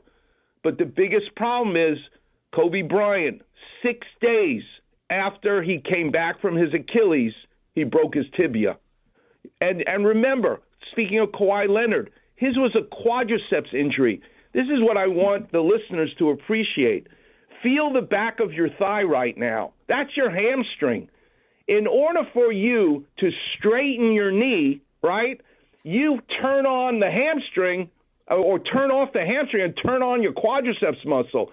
For you to bend your knee, you turn on your hamstring and turn off your quadriceps muscle. The biggest problem is the agonist and antagonist nature of how muscles work. So they all live with each other. He's going to look good. Everyone will be happy. But I worry that he will now injure either his quad or another area in his hamstring if he comes back too soon. It just defies medical logic for him to be back that soon and be safe for Luka Doncic at that time. Well, if he does come back, whatever he got in Spain, we all need it. You know Exactly. I mean, we got to bring that here. So yeah. Hey, Doc, what did you make of a topic that we discussed and everybody was discussing, which was LaMelo Ball's dirty play on Bam Adebayo? It looked like he fell on his tailbone, could not get back in the game, only played 11 minutes, and he's their best player, particularly on the defensive end. He's one of the best. So played a big factor in that one. What did you make of that injury and just LaMelo's play there as well and how that impacted it? Naturally, you're sitting on right now, your gluteus maximus, your tush. These are big, thick muscles, and they're padding. But when you critically look at how Bam landed, he landed dead center in the midline, not on one cheek versus the other. And there is no big pad. There is your sacrum subcutaneously, right under the skin, and the coccyx bone, the tailbone. And let me tell you, when you bruise that bone, these can be long-term injuries that take forever to really get right. They've been eliminated, so it's not an issue of further playing down the line, but that's a bad injury. Is it fractured? Is it a contusion? I haven't read anything where they've announced what the MRI finding is, because the X-ray will probably be negative, but the MRI will light up the damage to either the coccyx, the sacrum, and it's just because of the mechanism of how he landed right on the flat of his back. There's no padding there. I am no doubt he's got something in his sacrum or coccyx. Mm-hmm. Hey, Dr. Clapper, while we've got you here, last night, I don't know if you were watching the Dodgers-Mets game, but inside the dugout, you could see Blake Snell, and then Joe Buck was talking about Blake Snell's potential return. Apparently, he's been throwing now, and throwing live batting practice and pitching off of a mound, and he's got another simulated start coming up here shortly. So what do you make of Blake Snell, the shoulder injury, the amount of time he's been away, and when he might be back at full strength? So in 2019, Blake Snell had elbow surgery, but he didn't have Tommy John. He had the removal of a loose fragment, a loose bone in his elbow. Same surgery I did to Anderson Silva, by the way, who won 3 championships after I took the piece out. But you really are not dealing with a rebuilt elbow. You're just dealing with removal. So he would be good to go. The thing that's keeping him back is the inflammation in his shoulder. But whenever you hear about a pitcher having inflammation in their shoulder, you always have to think about the elbow because the two live with each other. In fact, you were going to talk about Kyle Hurt. Right. Kyle Hurt, also a pitcher on the Dodgers now. He started out with shoulder inflammation and ended up in 2024 with Tommy John surgery. Mm-hmm. His elbow started out as the shoulder. So it's what I'm talking about, the agonist, antagonist, the relationship of muscles. Beware when you talk about an elbow and a shoulder, it could end up becoming a problem for the shoulder and the elbow. They live with each other. So I'm optimistic for Blake Snell because he really has a strong elbow structurally. The inflammation should die down. I would expect him to come back explosively, as the words he's using, in late May. George, Doc just mentioned Kyle Hurt. This is something I wanted to just bring up here in this hour, so I'll just make this comment really quickly. It's been 2 years. Like, think about that. Yeah. It's not like, hey, he had Tommy John, he's back the following year. Doc, it has taken this kid, and he's a young kid. He's probably 25 or 26 years old. It's taken him 2 years to come back. So last night when we saw Kyle Hurt close the game for the Dodgers, it wasn't a safe situation, so Kyle Hurt came in. He did give up 2 hits. He did give up a run, but he also had 3 strikeouts. So it's his first time. You got to think that the kid is nervous as all hell and grateful to be there. But great performance last night from the young man. But, Doc, I don't understand. 2 years to come back? I mean, legit 2 years to come back. It's because of the fine-tuning. As a surgeon, we just put point A and point B back together again. We drill holes in the bone. We weave like shoelaces. There's a Clapper vision for you. We use it like shoelaces, the new tendon. We weave it back into place. We pull on it. We make it tight. We can use an internal brace to stabilize it. We're good at what we're doing, but the reason it takes so long is because of the fine-tuning that needs to take place, which is called proprioception, that your brain needs to know where your elbow is in space. And that's that sensitive burglar alarm sensor that's in the joint itself. And that takes forever to come back before you really forget that you even had surgery. And the scary part for these pitchers is it's not a slow, gradual, like swelling in your knee type of deal. When you blow it out, it's you're pitching 100 miles an hour on one pitch, and the very next pitch you go, uh-oh, something broke. And that's what they live in fear of. So there's a lot of hesitation on the part of the player as well. Understood. All right. Go ahead, Cappy. I'm sorry. Did you want something else? There you go. I think that puts a nice bow on it, George. That's a great update from Dr. Clapper. I would agree. I would say that was horizontally wonderful. It wasn't horrible. No, it was horizontally wonderful, and it was not. It was the furthest thing from horrible. The great Dr. Robert Clapper. You Thank hear you, Doc. the Weekend Warrior Show, Saturday mornings at 7 a.m., presented by Cedars-Sinai. We love you, Doc. Thank you, guys. Love it. Talk to you next week. Dr. Clapper on Saturday. Meanwhile, we go to our update desk. Somebody has tweeted, and Gregory Arthur Luka. Bergman is going to read it to us. Yes, Luka Doncic has tweeted talking about the NBA allowing him back in for the 65-game rule. So I am grateful to the NBPA for advocating on my behalf and to the NBA for their fair decision. It was so important to me to be present for the birth of my daughter in December, and I appreciate Mark, Jeannie, Rob, JJ, and the entire Lakers organization for fully supporting me and allowing me to travel to be there. This season has been so special for me because of what my teammates and I have been able to accomplish, and I'm honored to have the opportunity to be considered for the league's end-of-season awards. End statement. All right. Well, it's he's not likely going to win the MVP, but okay. No, he'll be first-team All-NBA. But he deserves to be 100% first-team All-NBA, the leading scorer in the league. Yeah. My biggest concern, and this is what I always say, is I individual honors don't mean much to me. They may mean a lot to the players, obviously. George, I think you said there was money connected to it, but then somebody told us that in this particular case, Luka's not going to be getting. Well, he's not right. He's already qualified Yeah. for the Supermax. But the point is, though, is that like the bigger thing is, can you get back and play and contribute and help this season go on?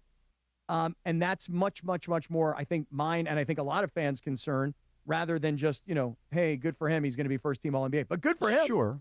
But I do think it's important, too, to certainly celebrate his season and get an opportunity to put that in, the scrolls, basically. Absolutely. Understood. Fair enough. I just want to see, can he come back? And again, like Dr. Clapper, it's just hard to believe that a hamstring, and again, we looked at the schedule here just a few minutes ago. You're talking 22, 24, maybe 27-ish kinds of days. 27 days from the day the injury happened till you're hopeful that he could be back for theoretically game 4-ish, game 5-ish. But 27 days just does not seem like enough for a hamstring. Yeah. Hey, let's save the Marcus Smart thing for tomorrow, Lindsay. And we can get into that because I do love his comments about heading into this series against the Rockets. But let's discuss it further tomorrow because I know we have the Lindsay segment coming up. Cappy, I know we talked about we want to take a second for the draft. I know you're very excited about the draft. I am too. I am genuinely curious to see where everyone goes. The more and more I've been involved in college football the last couple of years, the more and more I have a level of familiarity with a lot of these guys. Whether I've seen them up close or whether I've seen them just because I'm watching game film or games, et cetera, et cetera. I'm a big believer that the draft is still the most important pipeline for the NFL in regards to building a roster. I know that, we know that at the quarterback position, but I would say that overall in general, the NFL draft of all the drafts to me is the most important one. And listen, everybody kind of followed suit, right? I mean, the NFL turned it into more than just, getting everybody together for a draft meeting. They turned it into a massive TV show and then turning it into a massive TV show, which, by the way, is now 3 days. Yeah, Then which, they by the turned way, it it's into something funny. else. You know what I ran into over the weekend on ESPN? Tell me. Kevin Demoff's dad, Marvin Demoff, and that 30 for 30, which I've seen before. Which one was it? Elway to Marino, Oh, yeah. you may recall. Mhm. And that not only does it talk about, obviously, the journey of Elway Marino, which was very different, and I thought, and all the quarterbacks in that draft, but, Marvin Demoff, Kevin Demoff's father, was the agent for both Elway and Marino and a couple of other different guys in that draft, obviously. He was a super agent of his time. And it also really highlights what you're talking about.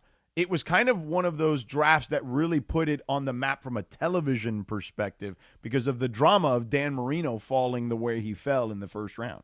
That draft, 1983, people said, it was the best quarterback draft of all time. John Elway drafted number 1 overall out of Stanford to the Indianapolis Colts. And then, of course, everybody knows the story. He refused to play for the Colts and got traded to the Broncos, and he threatened that he was going to go play for the Yankees. Right. Do you recall what the 2 overall pick was in the 83 draft? You were probably not even born.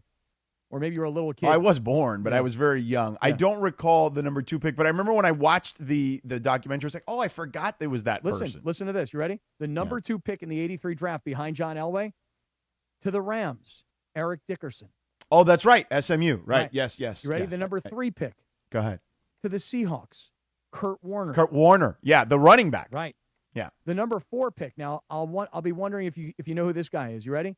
Yeah. A guy by the name of Chris Hinton. Oh, yeah. Chris Hinton was a lineman. Yeah.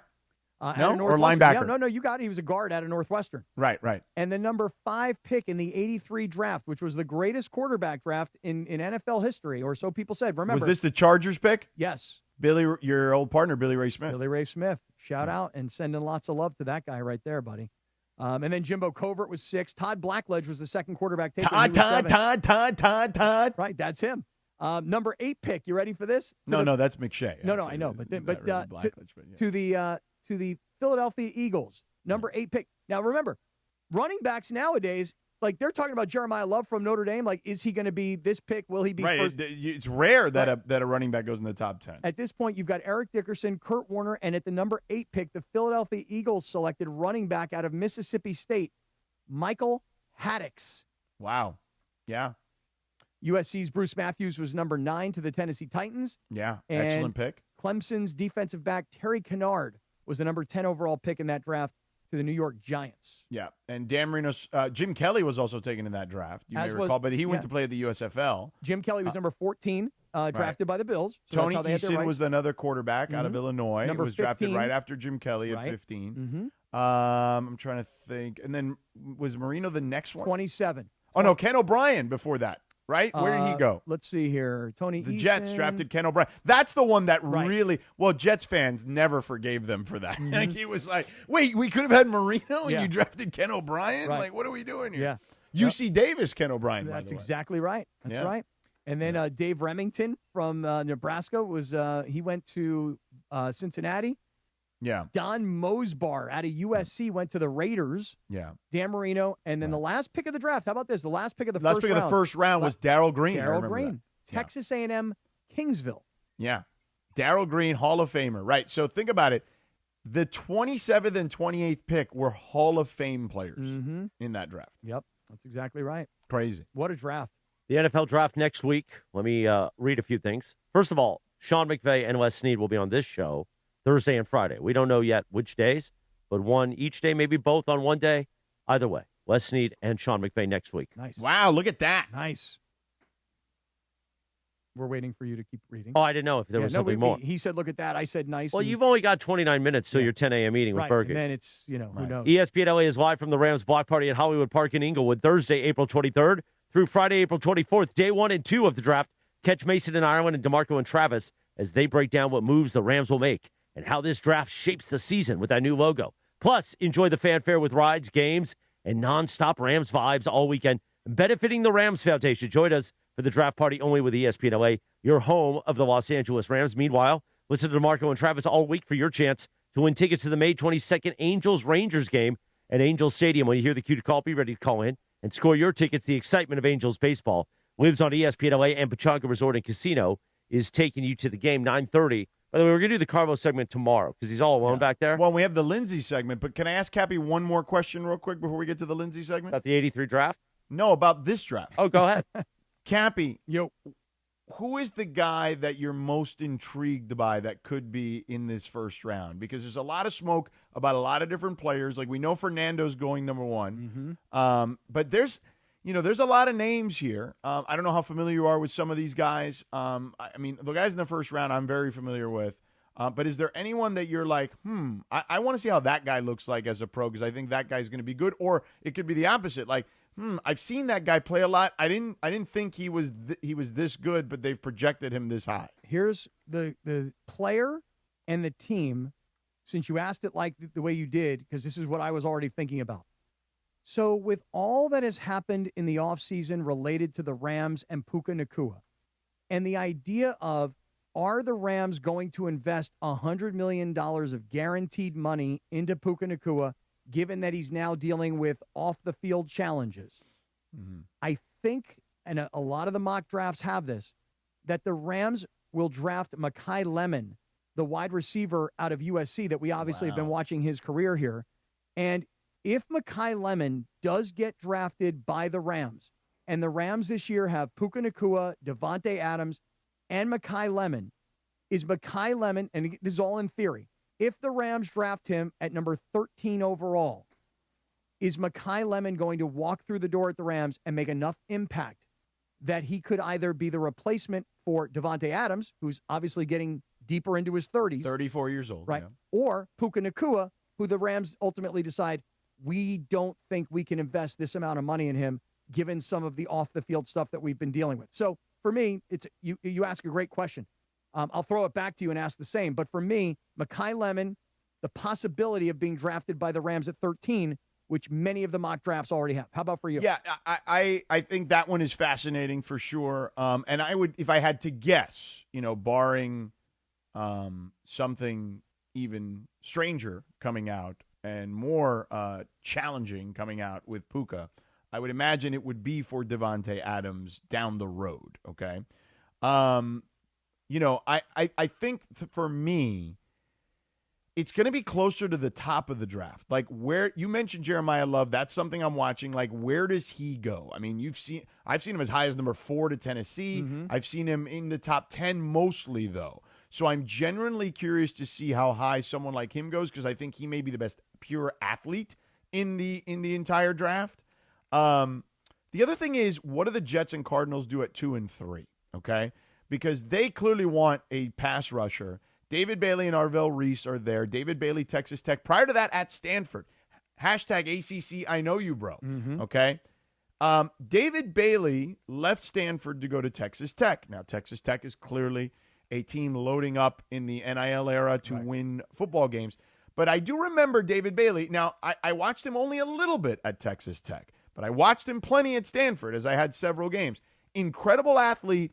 I think that what I gathered from watching him at that time, 2 years ago, was great athlete, didn't always have the best decision-making from the pass rusher position in regards to handling like run versus pass, right? To me, is he a specialist only on pass rushing downs eventually? That would be hard for me to take at just number 2. Or has he rounded out to being a better overall player? I'd probably have to do more of a deep dive, but that stuck out to me because at Stanford, I got the sense of like he made a few boneheaded mistakes, a lot of penalties, things like that. I want to do a little bit more of a deep dive at his time at Texas Tech, which was clearly a far more talented team as well, which was beneficial to him. But those are things, that's a thing that sticks out to me as well. Jeremiah Love, obviously, where does the running back go, who's the best athlete in the entire lot of players? And then what do the Jets and Cardinals do? Because to me, the question between Reese and Bailey will be interesting because they want an outside linebacker type. Yep.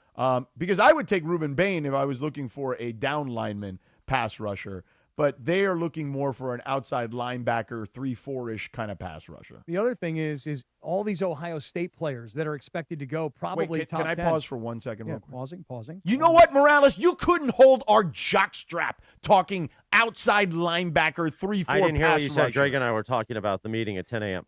Okay, you couldn't hold I'm it. sure it was thrilling, though. You couldn't even fathom, okay, that we would go in that direction. That's deep. You're deep. absolutely right. I didn't fathom you would go in that direction. You are that right would about be that. Deep. Well, you're interrupting me again, which is the thing that I'm not worried about to. interrupting you, but go ahead. Yeah. Well, God forbid. I mean, our show, it's only the names on the marquee are not Morales. There is that. I'm not worried. Eventually it will be, but I'm not worried about it Not now. while I'm sitting in this chair. I'm sure. Okay. Well, luckily, again, when Cappy's not sitting in this chair and when you're not sitting in this chair, it'll be Bergman and Morales. Maybe Bergman. And Morales. I'm not concerned. Yeah. Do you want to do the Lindsay segment now, or do you want to do more draft? No. Let Cappy finish his thought, like I said, and then we can do the Lindsay segment. Okay. Go ahead, Cappy. My final thought was Ohio State has a lot of guys that are top 10 guys. We just saw the UCLA basketball team, the women's basketball team, get the entire team drafted in the top 15. You've got a bunch of guys that are projected. You mentioned Arvell Reese. He's one of them. Their safety, Caleb Downs, is another one of them. They got a linebacker named Sonny Styles. That is another one. And then there's a wide receiver. Should be a wrestler, Sonny Styles. Right. He should be in WrestleMania. That's a great name. Yeah, Carnell Tate, the wide receiver. I mean, all of these guys from Ohio State could be top 10 picks. You could have 4 of the top 10 picks as Ohio State players. So Lindsay, you're a wrestling person. Like Sonny Styles. I mean, Well, there's already an AJ AJ Styles, right? Yeah, that's what I'm saying. They could be like a tag team, the Styles twins. The AJ Styles is way past his prime, so maybe he needs to be like his kid, and they can do an angle with that. Or he could be like the manager, yeah. right? Yeah, totally. I like it. There you have it. Lindsay second now, or? Yes. Okay. Yes. I didn't know. We like to play a TV theme or a wrestling theme. Yeah. Happy birthday. He turned 61 today. Yeah. Martin Lawrence, of course, in the 90s. Martin. I love this song. Martin. You can follow her at Lindsay Baseball or on Twitter or on Instagram at Lindsay Baseball. The Lindsay segment brought to you by Hernandez Wholesale Flooring. If you're in the market for new flooring, shop at Hernandez Wholesale Flooring, where every day is a deal, no gimmicks. Call 866-62-FLOOR or go to HernandezWholesaleFlooring.net. No sale beats wholesale. Take it away, producer Lindsay. Thanks, Christopher. Before I get to my Lindsay segment stuff, real quick here, I know that I shared this in our group chat yesterday. The Lakers posting the pictures of LeBron on the bike, right. And they also posted like some videos, and they all looked like they were like riding the Tour de France. And LeBron, not only is he ripped and like insanely like I don't even know how to describe it, like otherworldly as far as being in shape, especially for someone who's 41. But someone pointed out he dyed his beard black. It's been like a season and a half since he dyed that beard. You know what that means? Is he gonna flip the switch? Time to flip the switch. Zero dark LeBron. The amazing part about this time around is I'm actually rooting for it. Same. And I might be one of the few people. No, I think now, because of the desperation of the situation, many of us have gone from, and by the way, I put myself in this same crowd. Many of us have gone from, okay, we're done with LeBron. It's time to move on. It's time to hand things off to Luka. And now we're right back to where we started, which was we're expecting LeBron to put everybody on his shoulders and win this thing by himself. I mean, do you guys see this picture of him like with his shirt off and his tongue sticking out? He looks like a savage.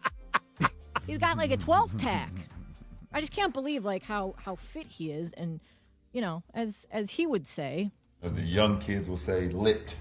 He's really excited about the playoffs. My favorite part is Rui Hachimura behind LeBron. Yeah, right. Like when he's on the bike. Yeah. You know, Linz, we're watching the video on the stream, and yeah, so good. It's so good. Hey, so good. Look at him go, man. 41 years old. I don't care, man. When you're 41 years old, you could be You're 41 years old. The primest and best shape of your entire life can happen for you at 41 years old. A lot of people used to think, hey, you're in your physical prime when you're 27, 28. Not anymore. You can be 41. And not only that, but like, you know, he's got something to prove now. All these people are like, oh, nothing. Like, Lakers aren't going anywhere. I just feel like, you know, he's also fresher than he's ever been going into playoffs because his usage percentage is way down, right? I'm just saying. I would not be surprised if, you know, the Lakers will at least make it a series with Houston. I think that LeBron, put it this way, when you decide, when you look at a football game, right? When you look at a football game and you go, it just comes down to quarterback versus quarterback, or it comes down to coach versus coach. Like it's so close that I think that's how I'm going to make my decision. For me, this comes down to who do I believe in more? Do I believe in LeBron James more, or do I believe in Kevin Durant more? Well, I was going to ask you that. Okay. Like because you were ripping Kevin Durant saying, I don't think he's a leader. I don't think he's a winner. And LeBron clearly is. So how do you feel at this stage? I'm rooting like crazy for LeBron to do something otherworldly and be 41 and put everybody on his, but now he's got to do something different, right? Because in the month of March, when the Lakers went on that run, it was Luka and Austin Reaves. And don't get me wrong, LeBron played great and he was a huge part of it. But now, instead of it being he's the number 3 guy, he's got to go back to being the number 1 guy. So Which was no problem for him the last week of the season. No, but it is now everybody else has to adjust also, right? So it's not just like we've lost one guy and somebody else is next man up. We lost our 2 top scorers, our top, 2 top rebounder types. And so now the drama of it all is that those of us who were saying it's over, it's time, let LeBron move on. Now we're all saying, hey, LeBron, will you carry us through at least one playoff series? Well, the good thing is, as Tim McMahon pointed out earlier in the 7 o'clock hour, the schedule is beneficial for them. Very. He's got they play Saturday. They don't play again until Tuesday. Then they play again on Friday. So early on, particularly, okay, they've got a pretty good setup where if they can just steal one of those games, they give themselves a chance in those with those first two games the way they're set up, because game 3 then is not till 3 days later. So if they can split and then somehow win game 3, they're cooking. They're in business at that point. You just need someone like Rui or Ayton or Kennard to just look, the general way this works, right, is you need your star to win you at least 2 games. You need your coach to win you a game, and you need the role players to win you a game. Well, I would say this. Game 1 is so ridiculously critical. And this may sound obvious to everybody, but game 1 at home, if you can get that one, you're in business. If you lose game 1, now you got all the pressure in game 2. So Saturday's game 1, Tuesday's game 2. If you could just win game 1, if LeBron could come out rested, feeling good, knowing the game plan, all of the role players who've been practicing this all week long know their assignments. They play good defense. They do, as JJ said earlier in the week, box out. They rebound. If they can do these kinds of things and take game 1, you're in business. Speaking of game 1, guess who's going to be broadcasting live at the Plaza for the pregame show? Tell me. Beto will be live outside of Crypto.com Arena on Saturday afternoon. I will be there. Sam Boney will be there. It's going to be a whole extravaganza. Wow. So come on out if you're coming to the game. Come by and press the flesh with Beto. Say, hey, Cisco Kid. And I don't know what he'll do then. Cisco Kid's been busy this week. He told me, he goes, with no Laker games, he's out yesterday playing golf. This As guy, he should. Yeah, he was like, dude, I got the week to kind of chill out a little bit before the playoffs start. So, Beto, I hope you hit him LeBron straight. said the same thing. He said he's really looking forward to just sitting his ass at home and, chilling and watching the games, which, by the way, George, we can all agree, no feel-out game this series, right? Because, he typically does a feel-out game. No, he's got to hit the gas right away. He's got to go right away, and he knows it, too. With that black beard, all shiny and dyed, he's ready to go. He looks like your hair when you come in as the Lego head. Yeah, I know. I just got a guy. I just got a guy who sent me a message the other day. He's got this new hair dye product that he does. It's all organic, and it's supposed to take your hair back to its original color. And so he said, Is this the one where the appointment that you skipped out on before? That's the exact same guy. And he sent me this message, and you have to go through a whole series of questions and everything. And then you get to this question, and he goes, are you all in? Like, you're going to do the dye, you're going to take the pictures, you're going to give us the feedback? I was like, this sounds like a lot of pressure to me. You know what? I'm out. I'll have gray hair. I'm fine. All right, he asked me what percentage of my hair right now is gray. What would you say, Linz? Take a look. What percentage is it? 20. 20. I told him 40%. I was going to say like 25. Okay. Oh, I think you're closer to 40 on that backside. Okay, so then we'll all do the mean here and say it's 30. Okay, 30. What do you care about? Well, this guy was going to try and dye my hair back to its Why? natural color. Why? So I Yeah, look just younger just and- go with the salt and pepper, man. Hey, Well, why if does you LeBron do it? look good and you feel good, then you will live good and be good, hopefully, good. right? Right. You Okay. got the gray ones down there, though. All right, so Wow. next one. I want to ask you guys if you've Why? seen. Don't leave on a B. Take him out. Go ahead, Win. Sorry. Okay, enough. Seriously, Jesus. Can you pull them out and put them in a bag for me? Can we stop talking about this? You know, bro. Home pitch. Good Lord. Oh, my One of those little the- snack bags. The World Cup announced earlier this week that tailgating is banned from the NFL stadiums in the U.S. Bam! So, yeah, so you're not allowed. What they're classifying this is, quote, traditional tailgating, eating and drinking around parked cars is not permitted for these events per FIFA policy. So that includes, of course, SoFi Stadium. You are not allowed to, hang out. You have to go inside the venue, and they're going to be, strolling around the parking lots, and I don't know if they're going to kick people out or what's the case, but basically that means you're going to have to spend way more money inside. And when it comes to the prices of beer, for example, the Sun posted prices for all the different stadiums in the U.S. that are hosting World Cup games. And the highest, of course, is here in L.A., which is $14.25 for a beer. So no pre-gaming, at least not there on site. Mm-hmm. You have to pay, $14.50 or whatever for a beer. And mixed drinks are going to cost you like $20. Well, that's good because you know what happens in soccer matches in Europe where you see everything that goes haywire. And I think that the American stadium facility management types are like, hey, that's what we don't want to happen. Okay? By the way, things can happen at football games, too. Don't get me wrong. We see plenty of videos of things that happen in football games. But I think there's a healthy fear of soccer hooliganism of Europe coming to America. Well, a lot of people are mad because they think they're just price gouging and taking advantage. Well, this is also a FIFA thing. Right. But listen to this. In New Jersey, the New Jersey Transit ride from Penn Station to Meadowlands Station, which is like walking distance, I guess, to their stadium where they're going to be hosting World Cup games. Normally, it's like $13 for that ride. Right. And they announced last week that New Jersey Transit is going to be hiking up the price to over $100 just for the FIFA games, for the World Cup games. Isn't that ridiculous? Yeah, everybody's going to get gouged. I mean, it's going to be the same thing when the Olympics come. But for public transit? Crazy. That's crazy. So, I mean, a lot of people are now like, oh, man, bleep this. I'm not going because... No, I'm happy to watch it on TV. Yeah. I also wanted to see, did you guys get a chance to get Olympic tickets? Because I did, and then they were all sold out. I did not. No, me neither. I got denied. I mean, I got the email. I didn't even get a slot, Oh, I did, and they were all sold out immediately. Oh, really? Mm-hmm. Janessa in one of our marketing managers, she got a bunch. Spent like $10,000. No. What? Yeah. Really? Yeah. Is she going to make some money or is she going to go? I don't know. See, but that's the other thing is that when you get the email and it says, hey, we're letting you buy tickets to the Olympics, you got to be ready on the spot to make that purchase. And I would overthink it all and then never do it. And then I'd complain about why I was late and everything else. So, why don't you get your commercial reads together? Because we'll do those here. Since you got that 10 o'clock meeting with Bergie and Jorge's not here, we'll do them here to end off the YouTube hour. Don't you got to sweat the small stuff? And, no, we'll do that in a moment. But, Cappy, you could do your reads here. Oh, yeah? Yeah. You got the 2 commercial reads?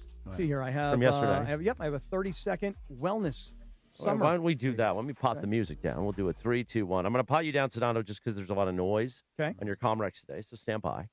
3, 2, 1. Hey, everybody, heading into summer without a medical emergency kit? That's a risk. Summer colds can linger, and getting sick on vacation can derail everything. That's why everyone needs a medical emergency kit. It includes doctor-prescribed medications to treat common and serious illnesses. So if you wake up sick at home or on the road, you already have what you need. It's like having an urgent care and a pharmacy right in your own home. Save $45 with code 710 at urgentcarekit.com/710, urgentcarekit.com/710. One of your better reads. Thank you. Must be you're nervous about that 10 o'clock meeting, so you're tightening up a little bit. I'm going to the Bergie School of Content. So is this a 60 or a 30 coming up? This is a 60 for Prize Picks. 3, 2. All right, guys, Prize Picks, my favorite app on my phone. Now, look, the regular season is wrapped, and the NBA playoffs are finally here, and there is no better way to cash in on high-flying flukes. That one's not one of my better reads. You want to do a pickup, or you want to just start over? I'm going to start over. 3, 2. Hey, guys, the regular season is wrapped, and the NBA playoffs are finally here, and there's no better way to cash in on the high-flying hoops action than Prize Picks, a preferred partner of the NBA. Every bucket, every dime, and every win means more when you're playing on Prize Picks. So don't pass up your next shot with Prize Picks and get $50 instantly in lineups when you play your first $5. And right now, it's the Do It Live 2026 NBA Finals Sweepstakes. Pick live squares during NBA playoff games, and you can win a trip for 2 to the NBA Finals. To enter, you just make a $5 lineup with at least one live NBA player pick during any part of the 2026 NBA playoffs. Live player picks are picks made after a game is already in progress. So do this. Download the Prize Picks app today and use the code CAPPY, K-A-P-P-Y, to get $50 in lineups after you play your first $5 lineup. That's code CAPPY, K-A-P-P-Y, to get $50 in lineups after you play your first $5 lineup. Prize Picks, a preferred partner of the NBA. Yeah, I think that was well done. Not bad. Oh, we pot Sedano back up. Not too bad. George, any criticism, any feedback, any grading? No, I thought you nailed it. Good job. Pretty good. I mean, it took me 2 takes, though, on the Prize Picks. All right, 9:52. Just rescheduling lunch for Friday. What time's lunch? Well, I had to go to lunch with somebody important, but they can't do it now all of a sudden because they're out of town. So you could have been here today, damn it. For next week. No, I'm talking about Friday, not today. Oh, today I still have that meeting. Oh, you still got that meeting? Today's Thursday. Cappy's got a 10 o'clock Tomorrow meeting. Friday or next Friday? No, it was tomorrow. Because Andy's in next Thursday. We're going to make Andy nasty. Nasty really? of you. All the things that you just said that George said stop saying, you're going to say those because Andy's not going to tell you to stop saying. I'm going to lick Andy's ear next Thursday. Thursday. And then we have the drop of Come On, Andy. Oh, yeah. Come on, Andy. Come on, Andy. Come on, Andy. All right, time for the Don't Sweat the Small Stuff calendar. For today, Thursday, April 16, 2026. Cappy, fill your life with love. Rather than waiting for other people to provide the love we desire, we must be a vision and a source of love. We must tap into our own loving kindness. Cappy does often, in order to set an example for others to follow suit. You know, that is really, really wonderful advice. I would like to follow up and double down on that by saying, hey, guys, find the love. Drop the hate. Focus on your goodness. Don't focus on other badness. So find the love. What a beautiful message this morning, Christopher. Beautiful. Listen, I try. Really nice job. You want to do dealer's choice here? Or you got something else to fill for a few minutes? I'd like to do a little dealer's choice for a moment, if I could. Let me read the billboard, as we say in the business. Time for the dealer's choice real deal, brought to you by Sellers Advantage. Want to sell your house? Before you call an agent, call Sellers Advantage. They'll buy it as is with a competitive cash offer. No repairs needed. They make selling easy. Call 888-390-AS-IS for a no-obligation offer, or visit sellersadvantage.com, DRE 0196-1658, Cappy. Now, I may have screwed this up a little bit earlier this morning, and I'm sure no one's going to be shocked by this, but George, yesterday I was, making my regular run around downtown LA, and I went to go grab a little bit of lunch. So I'm in the store grabbing some food, and a young man comes up to me, and he says, hey, Cap, big fan of Sedano Kap. Wait, were you worried? Was I worried? Were you worried? No, when he said, hey, Cap, were you like, oh, crap, I'm going to get shanked? No, I wasn't thinking that. No, I wasn't thinking that. I was like, I just kind of was walking through the store, minding my own business, and, it's a big, crowded place, and nobody knows me. And so this guy comes up to me, and he's wearing this Dodger hat, and he comes up and he goes, hey, Cap, big fan of the show, huge Sedano and Kap listener, really appreciate you, gives me a fist bump, the whole thing. Okay, hey, nice, have a nice life, right? And the guy's name is James. So then I get my stuff, I go sit down, I'm eating, I'm on my phone, I'm talking to people, whatever. And James comes over to me afterwards. I'm sitting by myself, and he goes, hey, listen, he goes, I don't mean to interrupt. He's like, can we have a conversation for a couple seconds? Yeah, of course, man. I'm always open to it. Please talk. So the guy winds up telling me that he's like a restaurant manager at a fancy hotel in downtown LA. But he goes, but listen, he goes, man, he goes, I'm a producer. I'm a rapper. Like, I'm really into music and creating all this music. And so could I possibly send you my music video? And I'm like, yeah, you could send me the music video.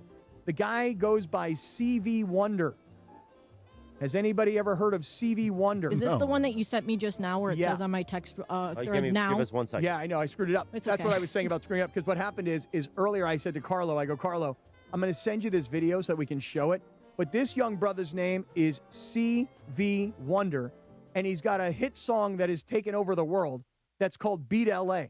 Now, when I say Beat LA, I don't mean like other fan bases who are screaming, Beat LA, Beat LA. His point is everywhere he goes and everywhere the LA teams go, the fans chant the Beat LA. So he's got this music video that we're watching right now. He's got on Kings jerseys, and he's got on Laker jerseys and Dodger gear, and all of it was shot out in front of Crypto. And I don't know, can we give the guy a couple seconds of his song? That's why I potted down the dealer's choice bet. Here we go. CV Wonder, Beat LA.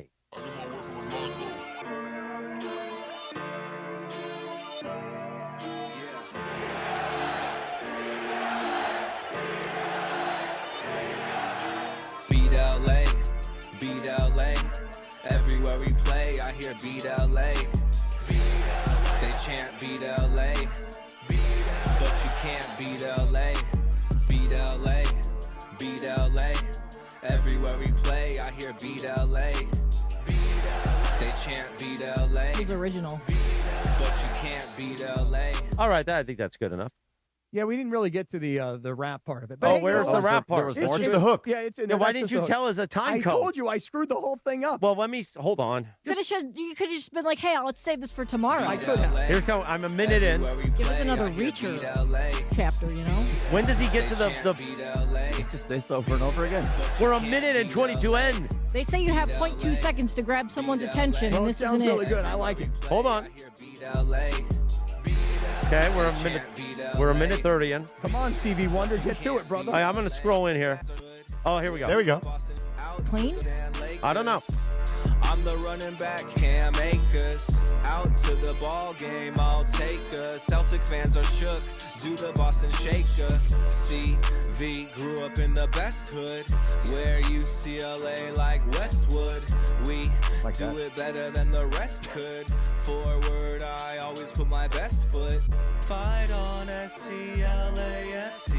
I Fight just on. wanna kick it like the galaxy. I'm a Dodger. We should add our drops to it. We should. She looks great from every angle. You say Cam Akers? Yeah, he He did. did When say did- Cam Akers. When did he record This was not. This is not brand new. This 3 is years not ago. brand That's new. 2 years ago. Yeah, this is a little, but my man still thinks that like he's got some life to it. So guess what? CV Wonder kind of sounds like Stevie Wonder. Yeah, My we got. brother. We got it. We got the Stevie Good Wonder. for you, man. It took Tell me him a to while. come in Thursday. It took me a while. He can sing it to Andy. Oh yeah, you want to see him perform it live to Andy? In fact, what we'll do is we'll like Andy. We got a surprise. We'll all leave the studio, and it'll just be him and Stevie Wonder. Yeah.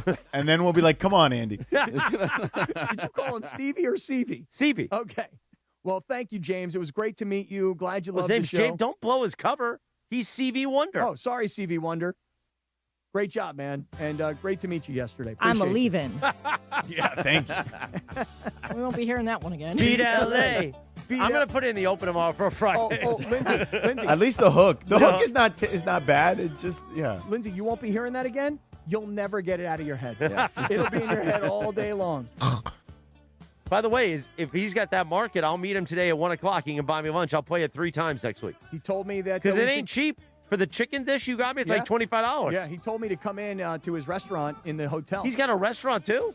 Well, he's a manager. Man, you're always finding a hook, aren't you? Yeah, he found me. The hook found me. Well, the hook will bring you back, as somebody once said. Yeah.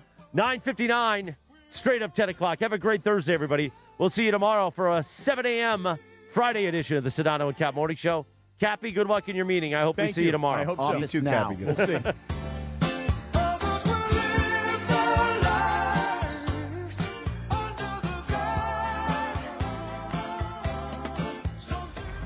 This is The Rich Eisen Show. Hey,